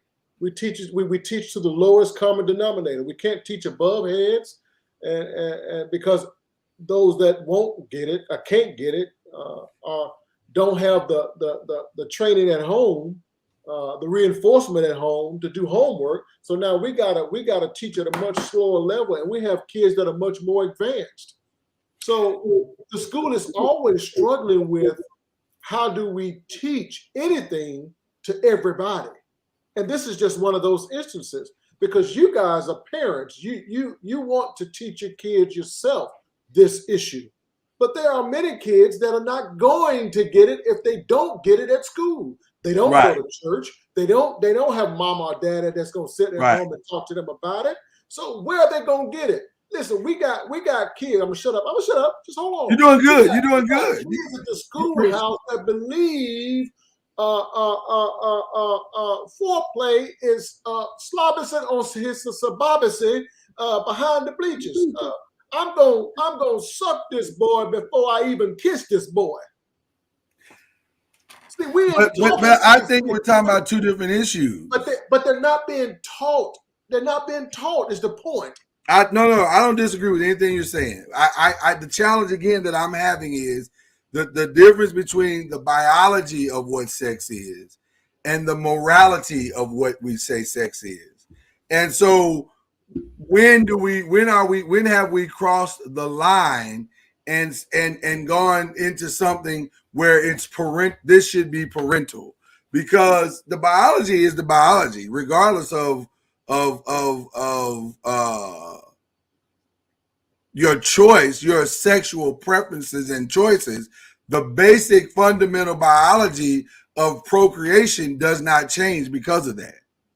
So what a penis does to a vagina doesn't change because you choose one or the other to be your preference. But we don't whatever that word is you just used. We don't reproduce with the penis in the mouth, do we? No, that's my point. Therein lies my point. What sex is in the moral sense, and what is acceptable and what is societally acceptable and what choices you make, that's a different conversation from the biology. And like Alicia said, does the curriculum include morality or the biology in existence? The curriculum that a lot of schools are adopting is a totality of curriculum, and that includes morality, biology, and everything. And at some point, I'm saying your morality may not align with that of certain particular groups. So I don't know if I want you making something sound, not normal, but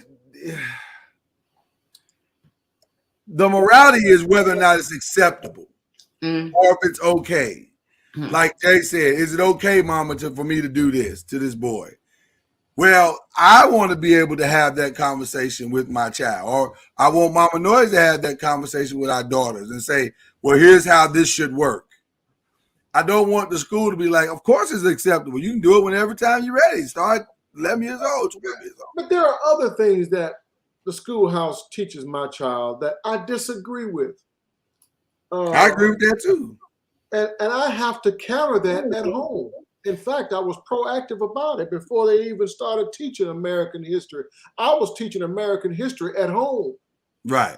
Because I'm not going to let you go up there to the schoolhouse and have them white folks convince you that what white folks did to black folks in this country and to the Indians in this country was honorable. Right. Daniel Boone was a man, but he wasn't no good man. That's bullshit. Right. So I did my proactive part as a parent, and I taught before she even went to school.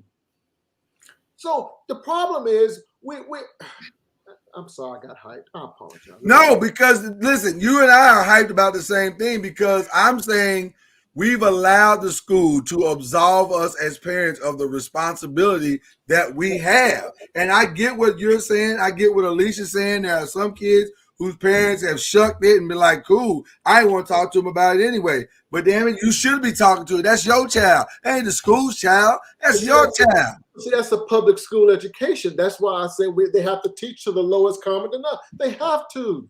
They have to go where parents don't go. And those that for those of us that do go there, we have to reteach or proactively teach or counter some of what's being taught. But they got to teach it.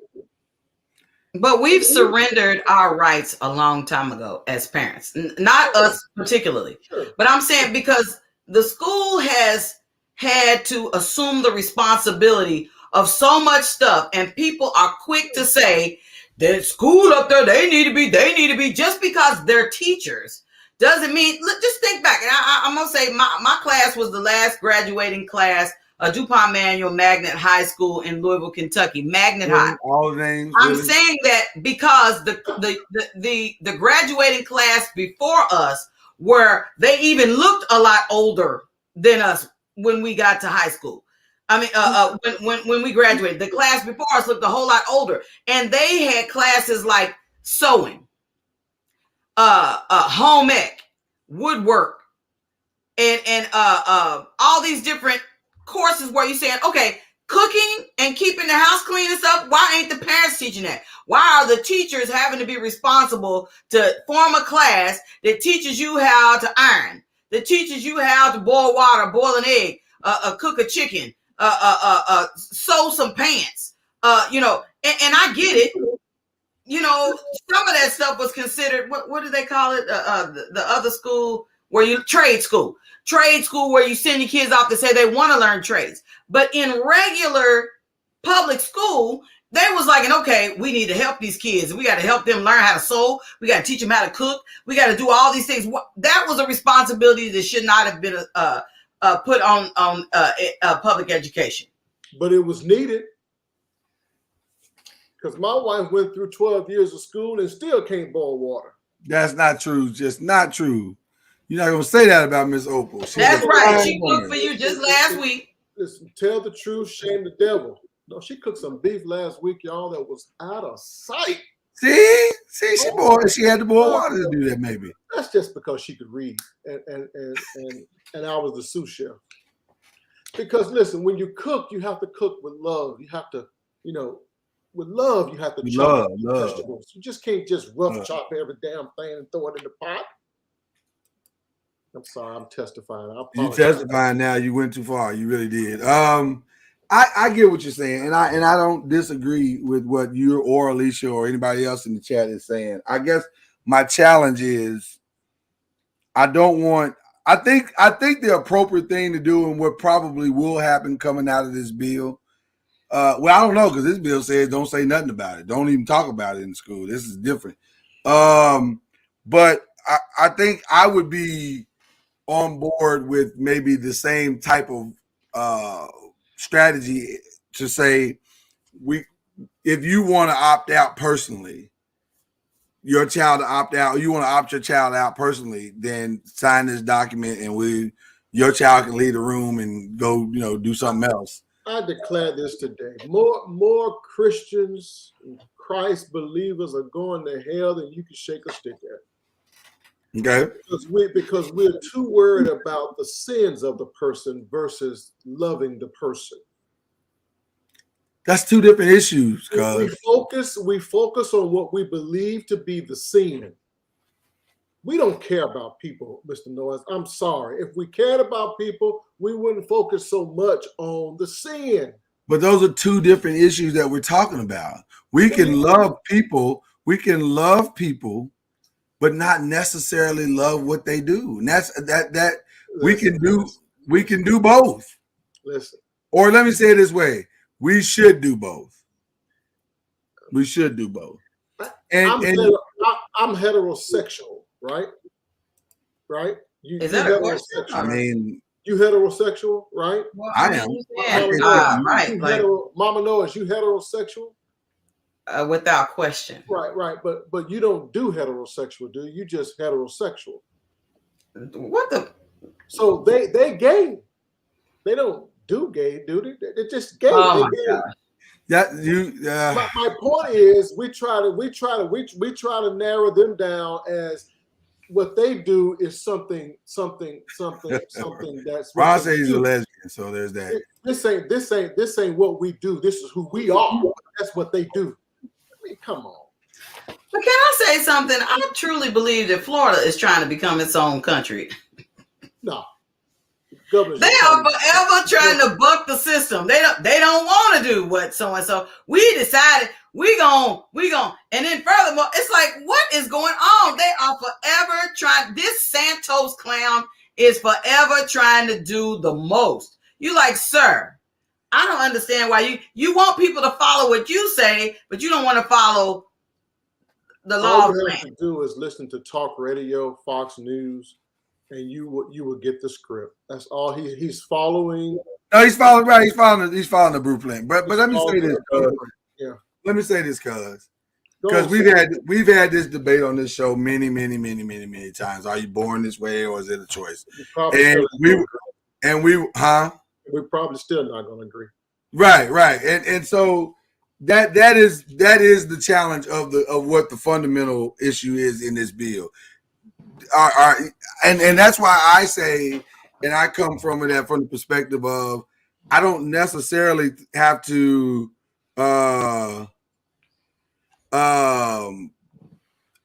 agree with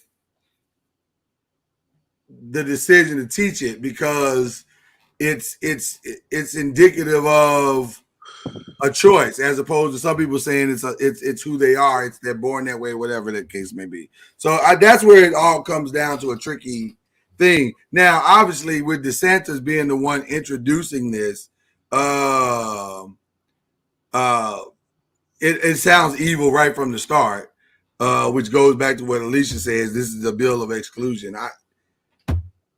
Probably. The answer to that is probably. They probably are trying to find a way to exclude a particular group of people from whatever. Probably my ass. No, ain't no. First of all, I don't want to probably your ass. I don't want to think about your ass in any type of way, form, or shape. I don't want that. So don't do that. I mean, exactly none of us do. They're trying to silence and treat them as if they don't exist. Come on. You know exactly what it is. And most heterosexual people are perfectly okay with it. I'm not okay with it. I'm just not. I have to work harder to teach my daughter that which I want her to believe and live by. I agree. And she's in high school. I've already had those conversations, and believe me, it was challenging as hell because she wasn't moving as fast on her thought process as I wanted her to move. I'll be coming up in here talking about anything goes. Anything don't go, damn it. It's what I teach my child. But yet, those people exist. And for us to ignore them as if they don't exist, we can't say the word gay. So now that's the new N word. Well, listen, I think the bill is extreme. Wow, the new N word. I think the bill is extreme without question. But at the same time, I think there is a balance point to the argument and the belief systems of those who share a counter thought process. And I don't think there's anything wrong with that part of it. I do think people want to be able to have listen, you have the right to have a conversation about your belief system with your child the way you want to have it. And you also have the right to who introduces your, because see, again, the bill alludes to the fact that there's a young aspect, which it is, by the way. It is a younger introduction to this subject matter that's taking place right now that I think is concerning to a lot of parents. And I think it's fair for those parents to have a concern about, I don't necessarily want the school to introduce my child to these concepts in their way. I do believe that there are a lot of kids that have always suffered with their sexual preferences in school, and there was nowhere for them to go to be taught that they were not the only ones that was dealing with their sexual preference issues. Right. Teaching regular sex ed, teaching boys about what their part is, and they sometimes I believe they separate the boys from the girls, and they teach the girls about their part and teach the boys about their part.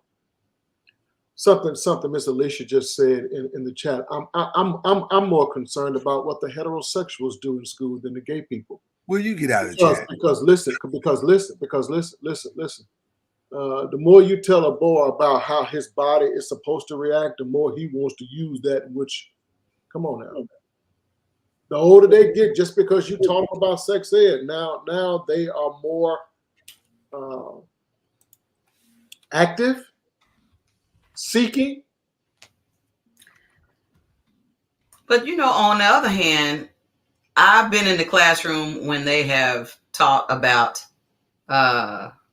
sex ed. Mm-hmm. Dare I say, and I don't mean to say hilarious and knocking them, but at the same time, the type of stuff that these kids assume is correct is, dare I say, very disturbing. Cool.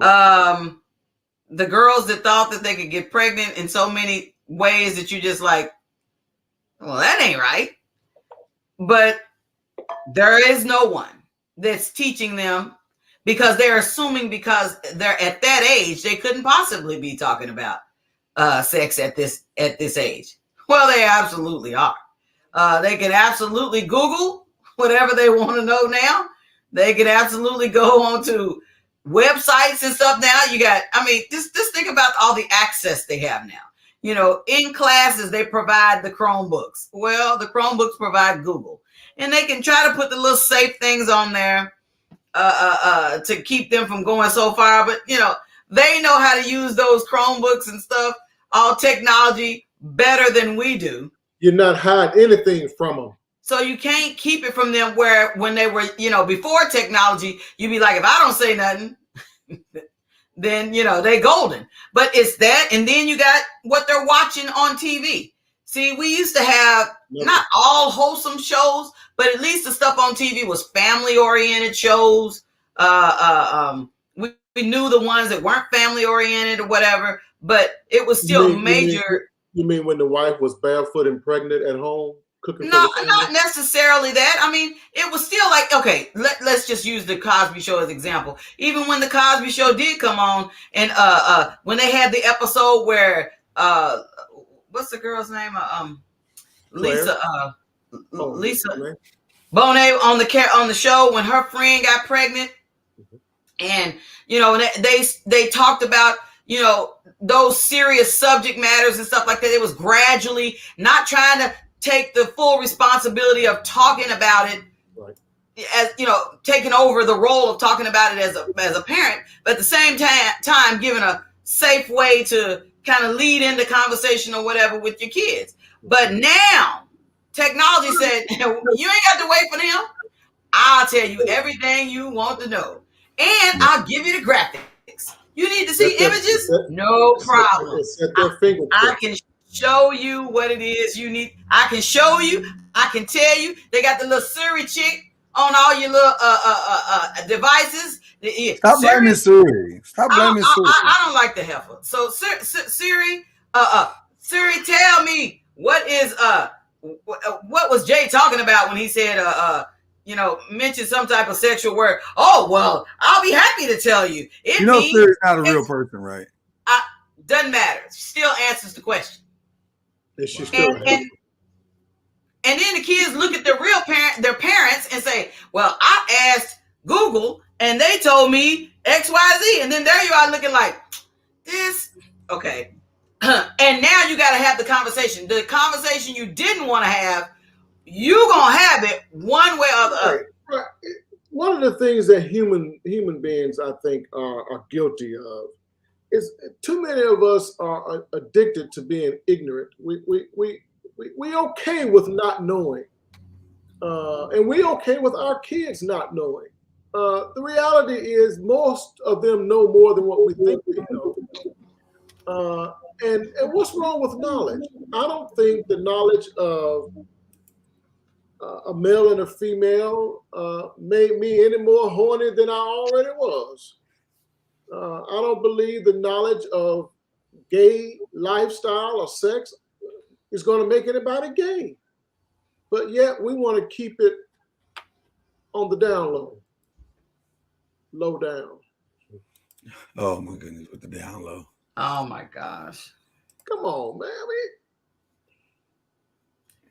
But sometimes they feel like, I think the kids think we don't know. Like, we don't know what we're talking about.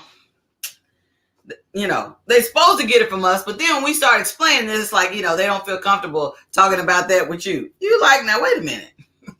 We're going through life trying to protect these kids from gay lifestyle. And I'm here to tell you, these kids out here screwing like rabbits. Heterosexual, screwing like rabbits. But we try to protect them from gay lifestyle. I think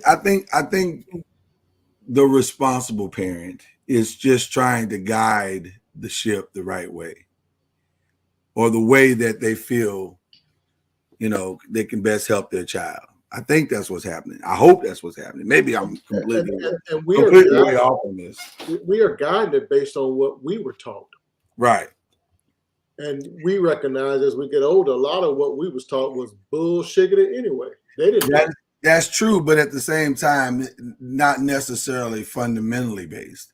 Like some of the fundamental stuff that we got was right, and we stand on those fundamental principles, and that's okay. I think all of the things that we're saying can be true to the conversation, but we don't want to absolve the parents of the responsibility by continually handing the shit off to somebody else. And that's where I think my frustration lies. We're always handing it off to somebody else. We're always saying, well, they got to do it. No, we got to be parents. How can the defender of the earth and the desirer of black fathers to go home be the one saying, well, let the school do it? That don't even make sense. It's not a matter of me saying let the school do it. I'm a realist, man, to the nth degree. White folks believe on the right side, conservative side. They believe exactly what you just said to the nth degree. That we want to teach our kids, that we don't want the school to tell our kids. So you believe what Alicia saying, guidance does not dictate outcomes? They don't want the school to teach the kids about, even though the school ain't doing it, they don't want the school to teach the kids about critical race theory. Mm-hmm. They don't want the school to teach the kid about this woke thing. No. This is all a plot these white folks feel to destroy America. I don't disagree with that, but do you agree with Alicia saying guidance does not dictate outcomes? Guidance does not dictate outcome. Oh yeah, That's we good. absolutely believe that. You do believe that? Yeah, everybody believes that. That guidance does not dictate outcome? It's not. You can Okay. guide your kids all you want to. That don't mean they're gonna do what you want them to do. Okay. You disagree with that? What's the difference between guidance and parenting? Listen, parenting is Lord Jesus, help us, Lord. Okay. I like to clear things up. I believe in parenting there but for the grace of God. I remember I remember my mother. I used to throw her softballs, right? Begging her to swing the bat, to knock the ball out the park. Mm. The softballs I was throwing her was, Mama, you did an amazing job of raising your two boys. You did it, Mama. It was you. It was your discipline. It was your structure. It was all of your talks. It was you that raised your two boys. And Mama, you deserve your crown. And every time I tried to give her all the credit, she would look at me, who was throwing her the softball, begging her to knock the ball out the park. And she would tell me, son, it wasn't me. Okay. Because Mama did the best she could, but it wasn't me. It was the Lord. Now, wait a minute, Mama. The Lord?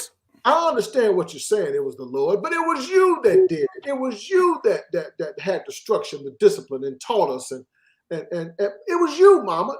Son, it wasn't me. My point is, parenting is, for lack of a better way to put it, and I don't mean it this way in totality, it's a crapshoot. You do the best you can, and you pray and hope that what you have done rings true to them and that they will live it out in their lives. But you don't know whether or not it's going to work. I do all I can as daddy. Oh my God, do I do all I can as daddy. But I'm a realist and a believer in it. Lord, I sure hope you see my efforts.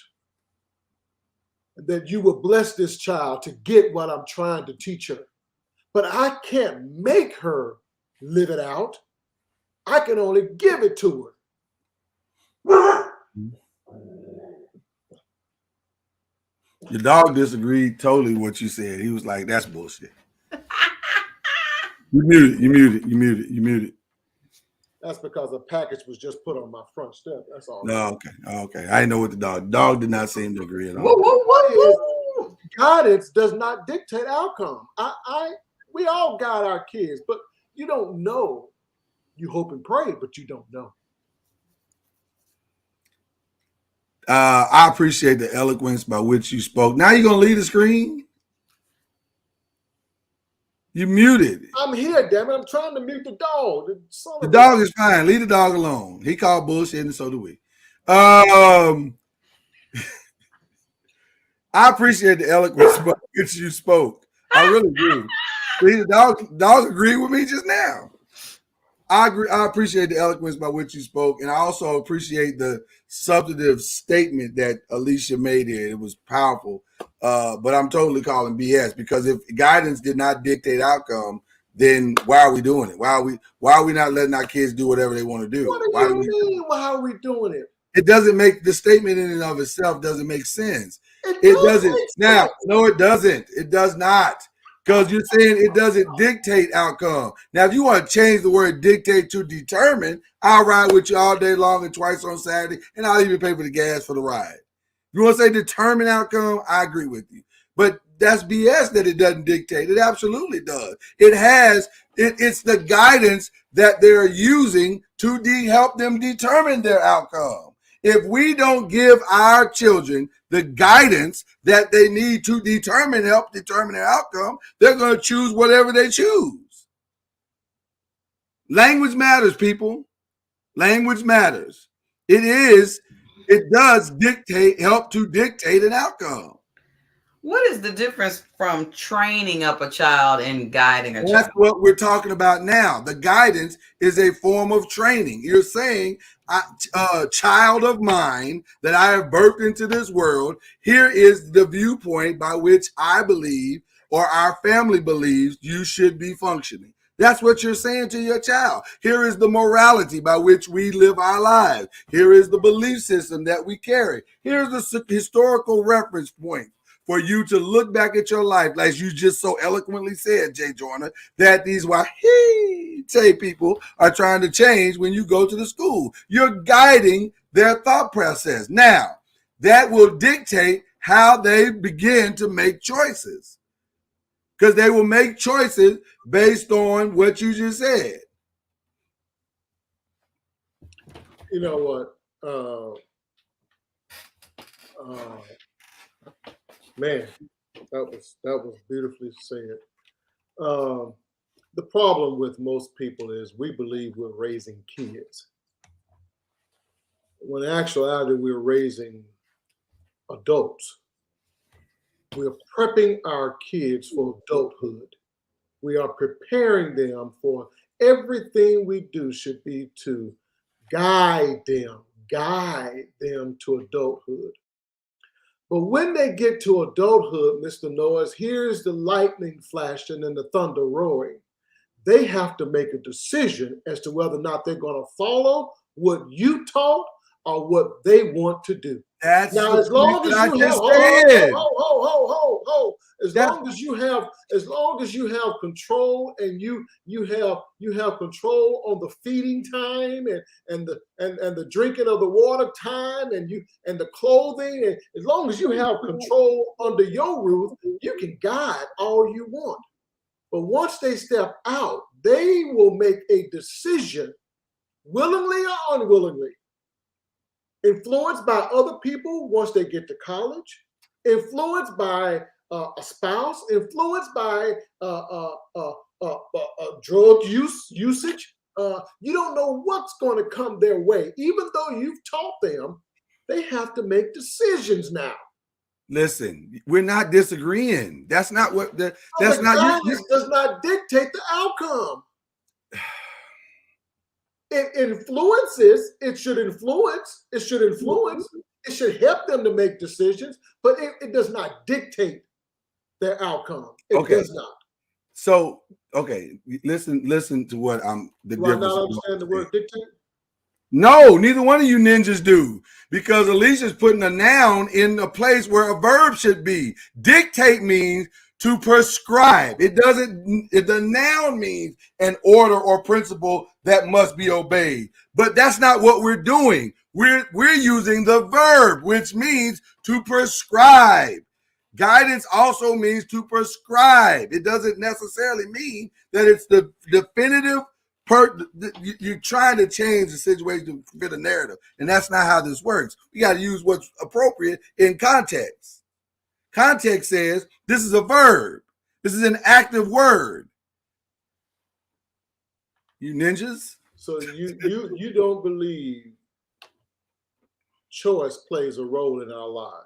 No, I believe choice totally plays a role in our lives. That's my point. My point is we guide. We give them the advice and the information that they are using to determine what their outcome is going to be. They're going to help determine it, but you can't. If I tell my child not to have sex, that don't mean they're not going to have sex.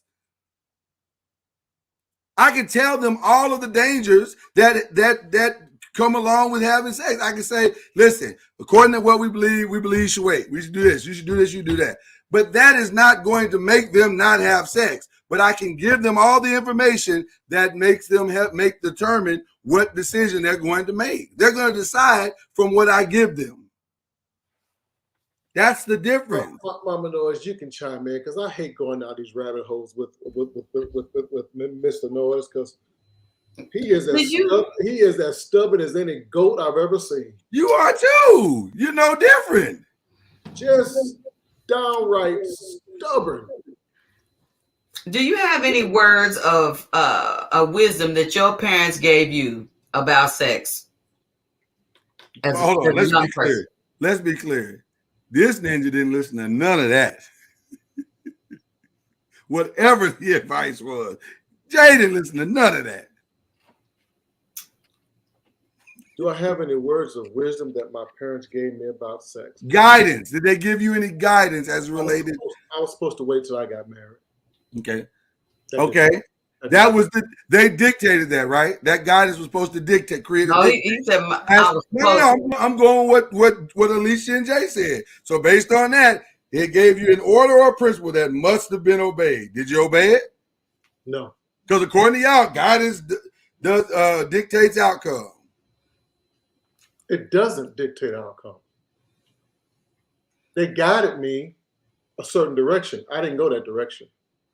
I was a hoe, and I know I was a hoe, but they didn't know I was a hoe. I hid my hoish ways. Listen, the Bible says, train up a kid in the way they should go. They may stray, but they will never depart from what you have taught them. The problem with that verse is they may stray, but we don't know how long they're going to stray. In other words, I could be dead and gone, and hear me loud and clear. This happens a whole lot. Mama did all that she could to train up and teach that kid. Mama's dead and gone, and that kid never corrected their pattern until afterwards. You understand what I'm saying? Yeah. It did not dictate. She never got to see her kid get off of those drugs. She never got to see her kid do what she taught her to do. That's real, man. It didn't dictate to them what they were going to do. They had choices to make. The word dictate is something that's just not, it's not possible. Okay.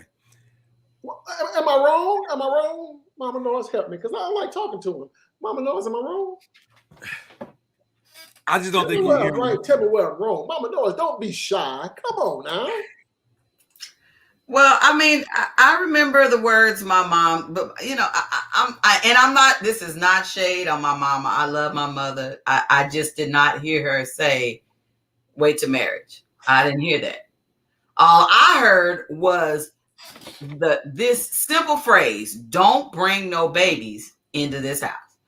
That was the bottom line. It was continually branded in our mindset that, she told my brother that, and he ended up having 5, but she told me and my sister that, and I was like, okay, I'm taking what she said literally. So I'm going to take the necessary precautions and get all the necessary tools that if this is in fact something I want to do, then I'm going to take all of these precautions to make sure that there is not a child that's a product of my activity. Because she did not say, because that's the part, if I ever had beef with my mom, that she had an opportunity and did not understand, which a lot of parents don't understand the power that they have in speaking into their children's lives. Some of the kids are like, man, if my mom and them tell me not to do this, I don't care, come hook or crook. I'm not going to do that. Correct. But then there are certain children that are like, long as Jay said, nobody knew about my whorish ways. Okay, that are going to be like, not me, mama, even though they know that they are absolutely going to disobey what it is that they've been taught. So, I mean, I got that. I received that. And I was like, man, I just can't do it. I have to take the necessary precautions. I can't, do that. However, if she just said, Kenyatta, if you go ahead and have sex before marriage, it's going,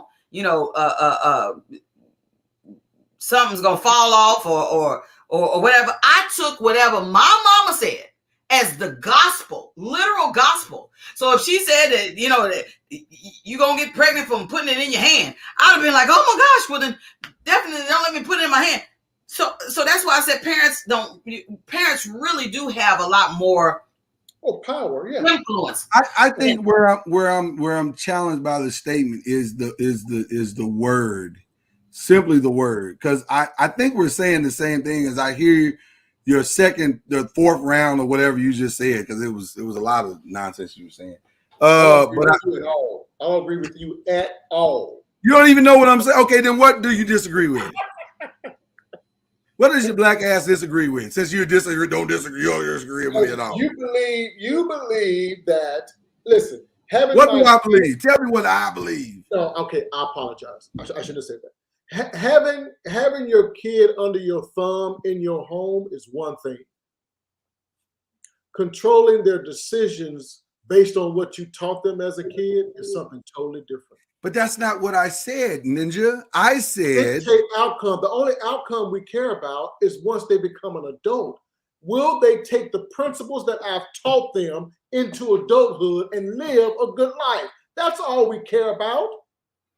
Nobody's disagreeing with that. What you do at home is not as important as when. Listen, I teach my daughter all the time. I'm gonna shut up. I promise Mama knows I'm gonna shut up. You're not gonna shut up because you ain't shut up yet to hear what I had to say. Listen, I teach my daughter. You're too busy running, you're flapping your lips to hear what I got to say. I teach my daughter all the time. I say, baby, Daddy only has 18 years of you here in this home because it's understood in my home. You're getting the hell out at 18. I only have 18 years to pour into you all that I can. Do the math, baby. You have a probability of living 60, 65, 70, 75, 80 years old. All I'm trying to do is instill in you principles that will bless your life from 20 on. You preaching now, boy. You preaching. That's all I'm trying to do. You are a sweetheart and an oak. Now, will you shut the hell up and listen for a change? But we too busy caring about whether or not the kids bow down and do exactly what we want at home. That don't mean that they understand the principles and that they're going to live them out in their lives. That's why I said, and I think again, as I was about to say, I don't think as I listen to you again and understand, I think deeper now that Alicia put this last statement in here, I understand what she's saying now better. The only word I'm challenged with is the dictate. I think we're saying the same thing. I'm just saying it a different way. That the guidance it doesn't help you, doesn't determine the outcome. That's the only word I changed. But it's the same thing that I think that you guys are saying dictate, I'm saying determine. But I'm not sure we're saying anything different.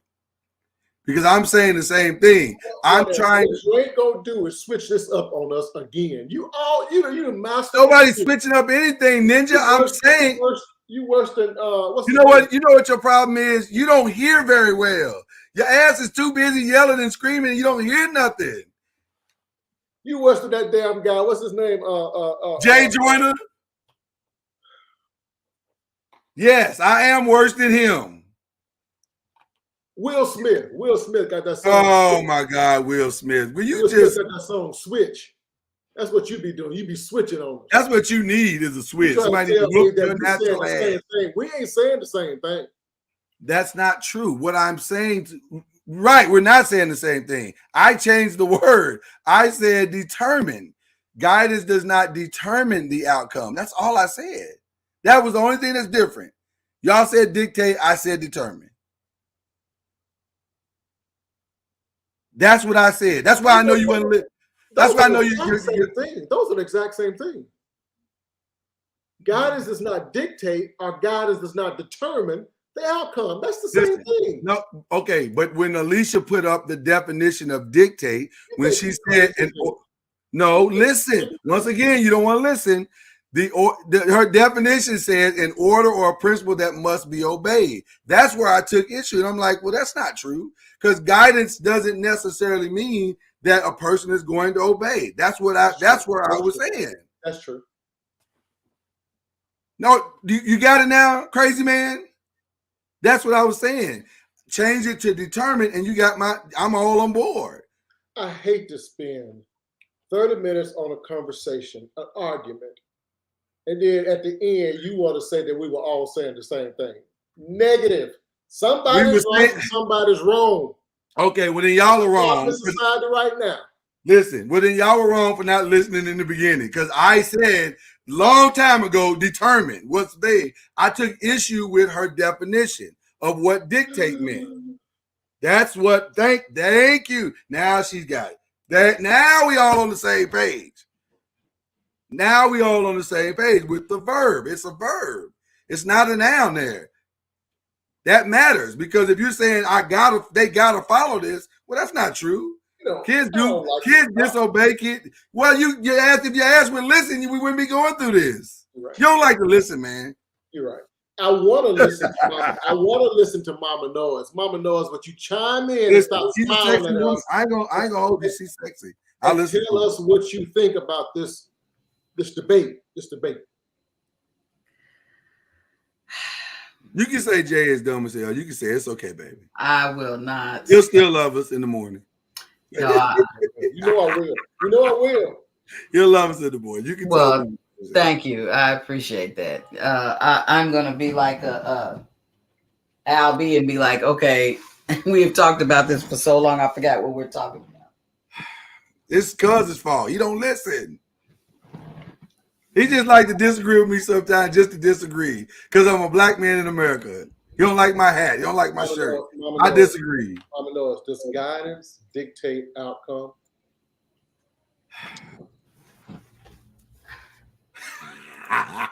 Thank you, Ron. I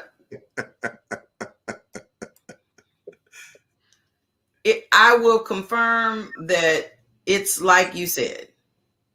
The Bible says that we train up our children in the way that they should go, and then when they are old, they will not depart. It will not depart from them. So we can pour into them as much as we can pour into them.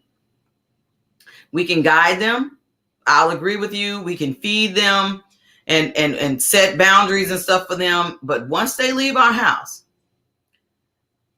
that's like being a eagle kicking the eaglet out of the nest and praying that they start flapping their wings, because you've shown them how all this time, and the hope is that they will continue and not just drop like a rock to their death, because that's what happens if they don't, if they don't flap their wings, they will. So it's that's what we do.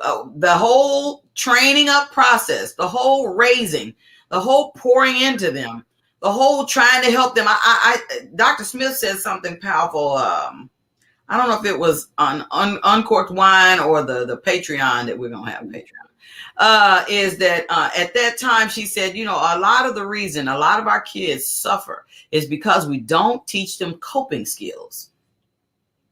And I was like, man, that just blew my mind, because that's why they can't understand how to lose. They can't understand a relationship that fails, even though most of them are trying to get in a relationship before they even understand what a relationship is. But they don't understand that when somebody says they don't want to be with you, or you weren't their first choice and all this stuff, they can't even process all that. It's because we don't teach them the coping skills. But that goes also into all the things that we should be pouring into them. I sometimes feel like that I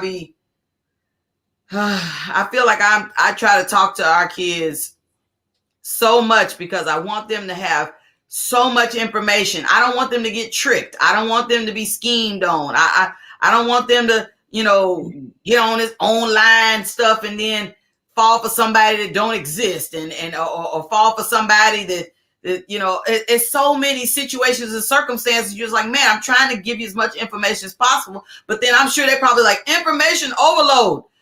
But I'm trying to give you so much because once you leave here, if you can't touch the rewind in your mind and say, oh yeah, I remember mom and daddy used to talk about that.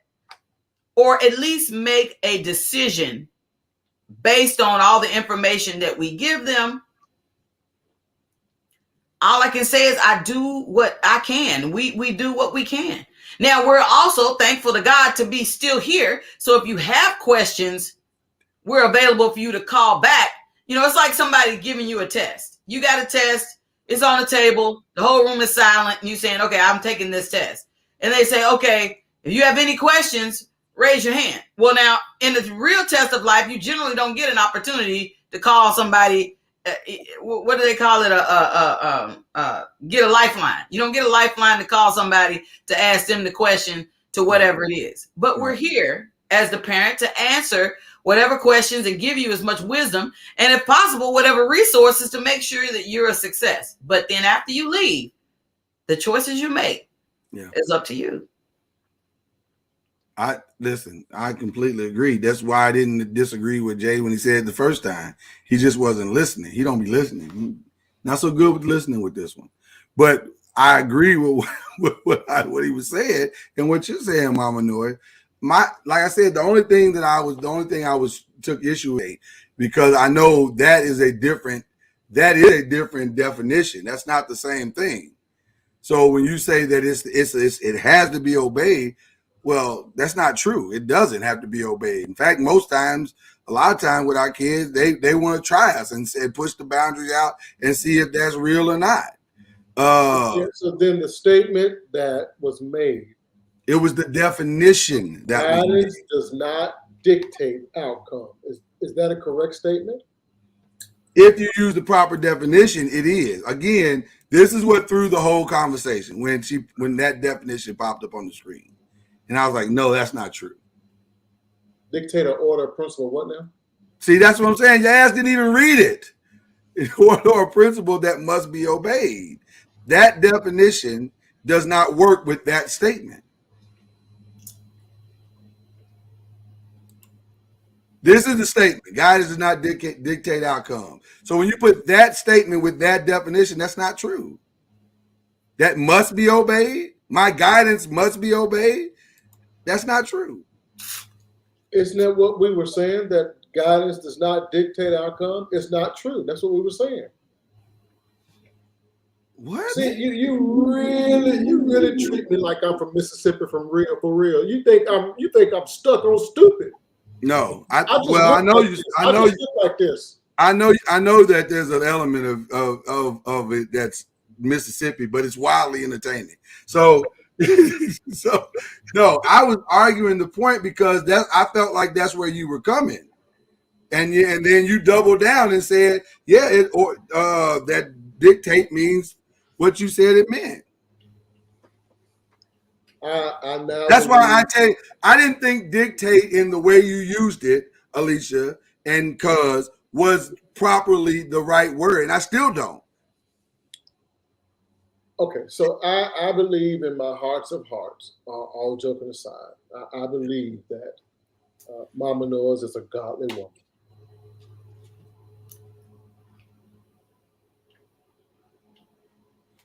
What does that have to do with the price of tea in China?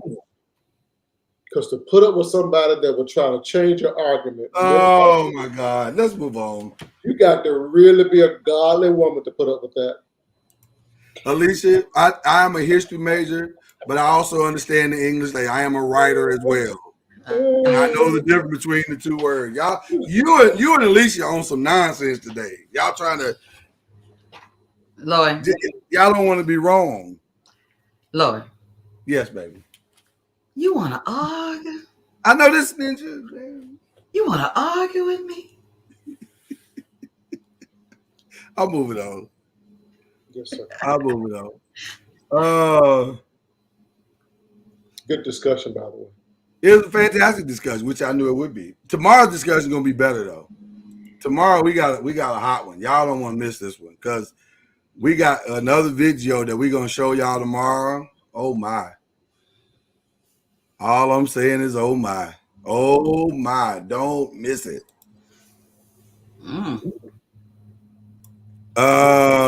Listen, what is the proper definition? Who determines this? Society saying I can't think of myself and use my def. That's a whole nother conversation, Buff. If you now, that's the danger of the definition, though. If you're trying to say your guidance should be obeyed and it should never be challenged, that's really where it's going. The rubber is going to meet the road. People prescribe stuff and guidance all the time. That don't mean people gonna take it. I'm gonna tell you a lot of the stuff my mother said. I never challenged because I thought it was it was a disrespect to try to challenge anything that my mother said. Because both my parents were military, they weren't having that.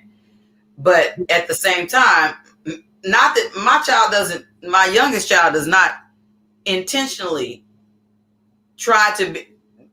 She will question. She will say,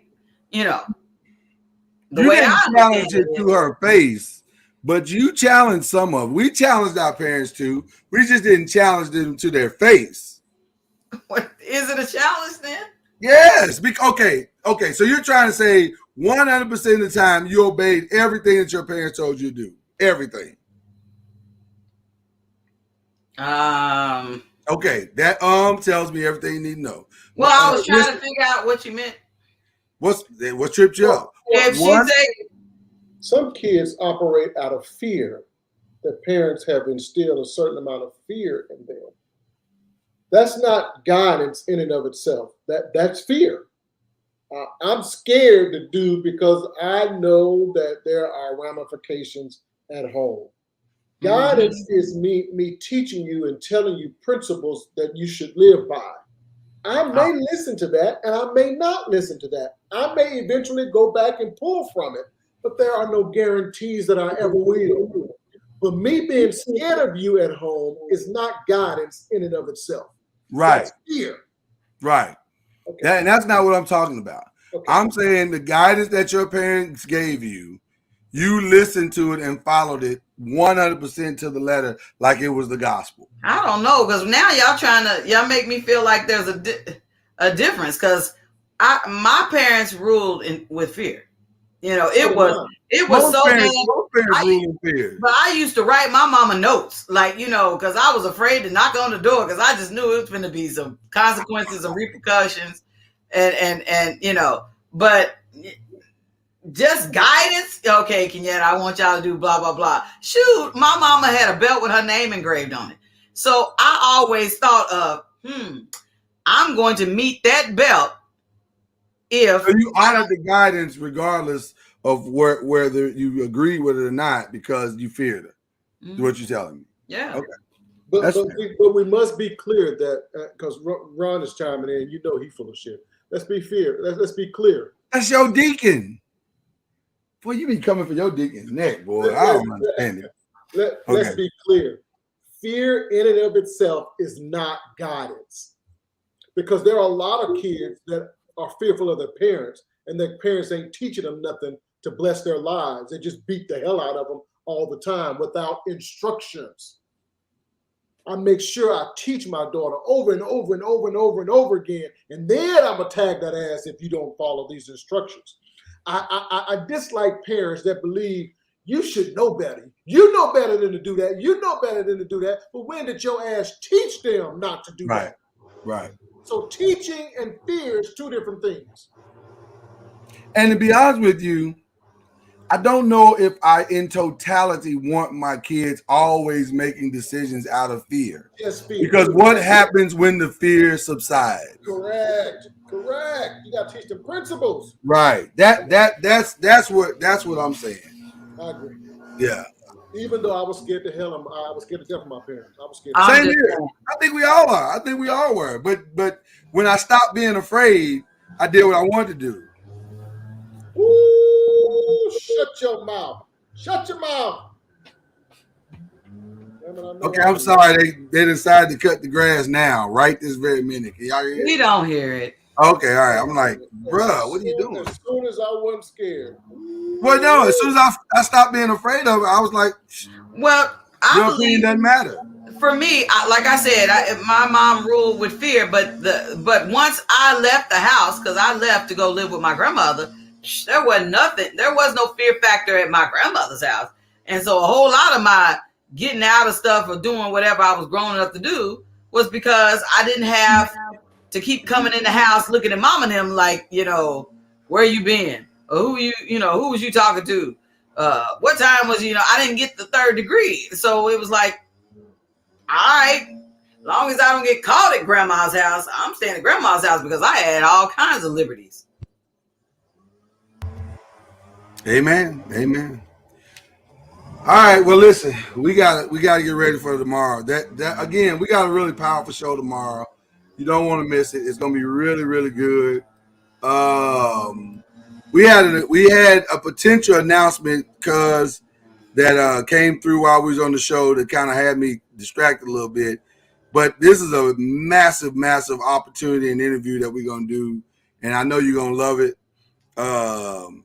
I can't wait to announce it. We're waiting on the final confirmation on it, but ooh-wee, it's going to be good. Then we got the 5 on Wednesday. I'm setting the week, y'all. We got the 5 on Wednesday. What a day of football. Man, that was insane. That was so much fun yesterday watching that. Mainly I think the thing I enjoyed mostly about yesterday was watching what really could be done in 14 seconds. So, that's a whole nother conversation.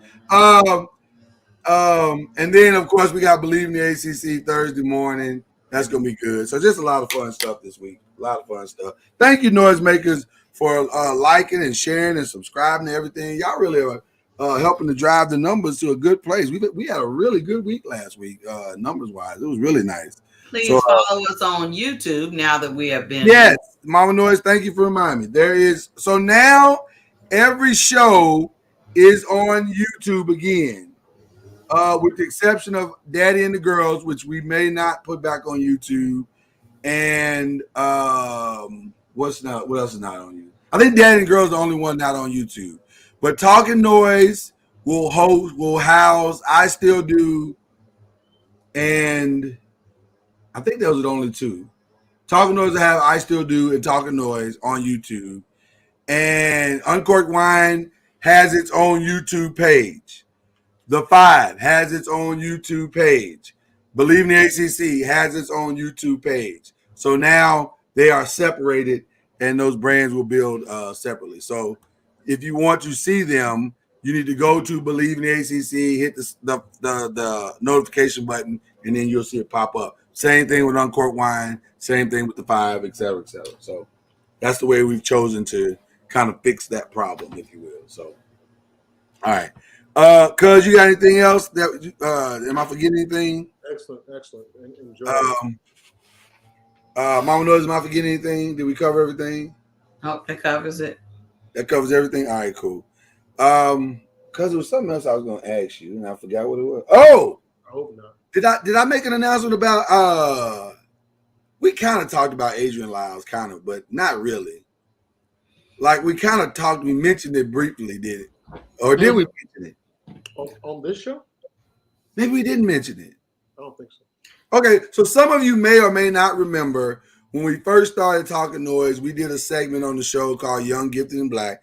And I believe our very first Young, Gifted, and Black was Adrian Lyles. He is a local singer here in the Dallas-Fort Worth area, young singer, songwriter, doing amazing things and out here in these streets killing it. Well, he just signed a deal to play a character in the new Disney High School musical, The Musical. It's a TV show, right? Yes. Yes, a new version of High School Musical. He's going to play one of the characters on that show. So that's exciting. That is awesome. Mm-hmm. You heard it here first. We had it here first. We had him here first. So there. Yeah. So we're taking a victory lap, and that is more than a humble flex. We are so proud of Adrian and what he's doing with his life, and we're proud of his family and everything. So it's just an awesome opportunity. I would like to quickly, if you don't mind, I would like to quickly explain how Adrian got there. Yeah. Because we oftentimes see successful people, but we don't really know what they went through to get there, the process. Wait a minute. Is this what you was telling us Friday? Mama Noise.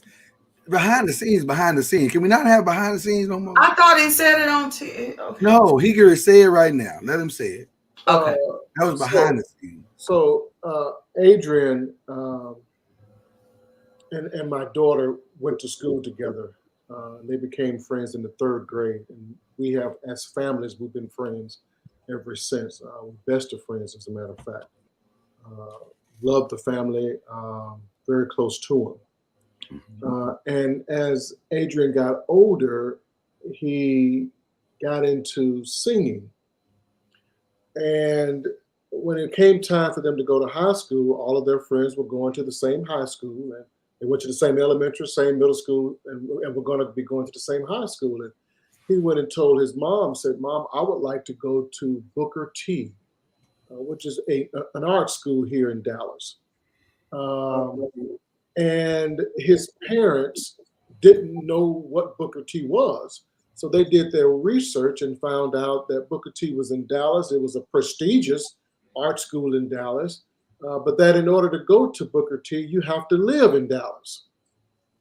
So they made the decision as a couple, the mom and dad, to sell their home and move to Dallas in an apartment.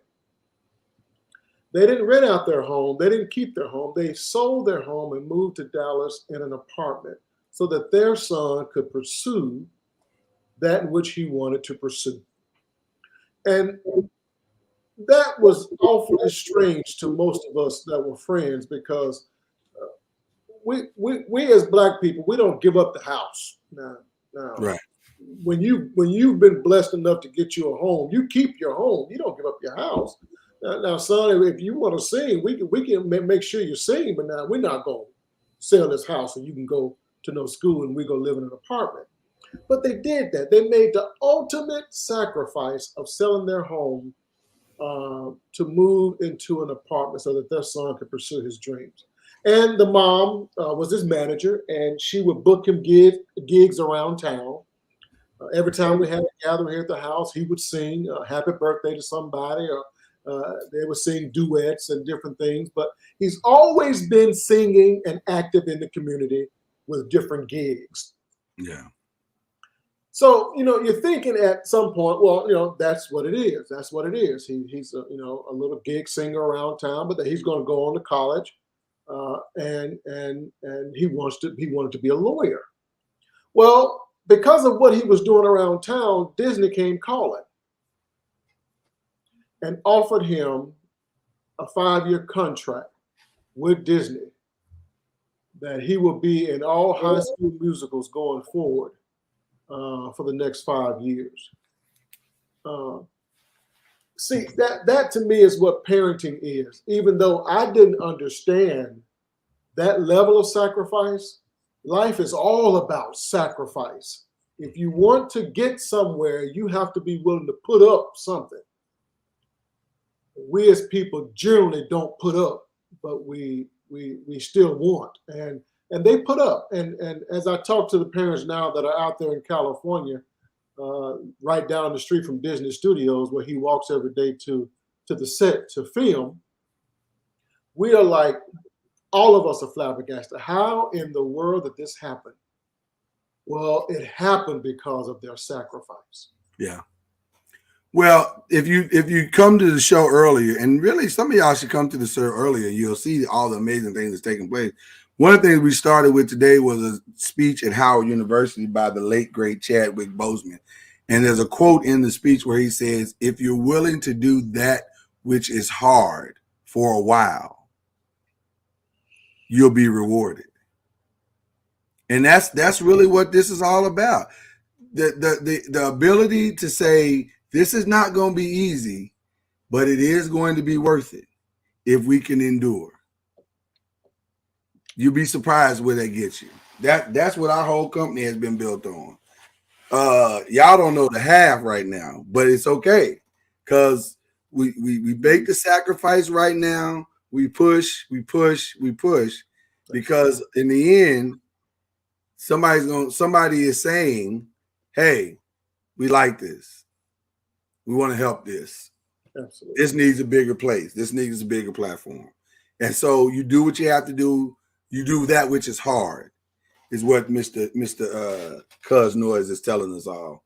And I'm so proud of Adrian, man. That's awesome. I'm proud of his entire family. That's really awesome. And I hope my family, my girls who know Adrian, have met Adrian, will look at that and say, oh, that's why we're doing it. Okay. It takes a while. It don't come overnight. I mean, what would you say, 3 years for this particular, maybe longer than that if you count the totality of the journey of singing.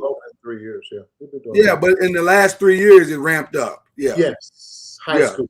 Yeah, it ramped up. Took 3 years, but man, look what's happening now. So just something to think about, something for y'all to take with you today. Invest in your kids outside. Right. Just, yeah, our investment should be bigger than just Little League games. Invest in the whole kid and see what happens. Just see what happens. You never know. So anyway, thank you for sharing that, Mr. Cuz Noise. I definitely appreciate that, sir. It's awesome. Awesome. And yes, Ron Nolan, I did take your recipe with the coffee that he sent out.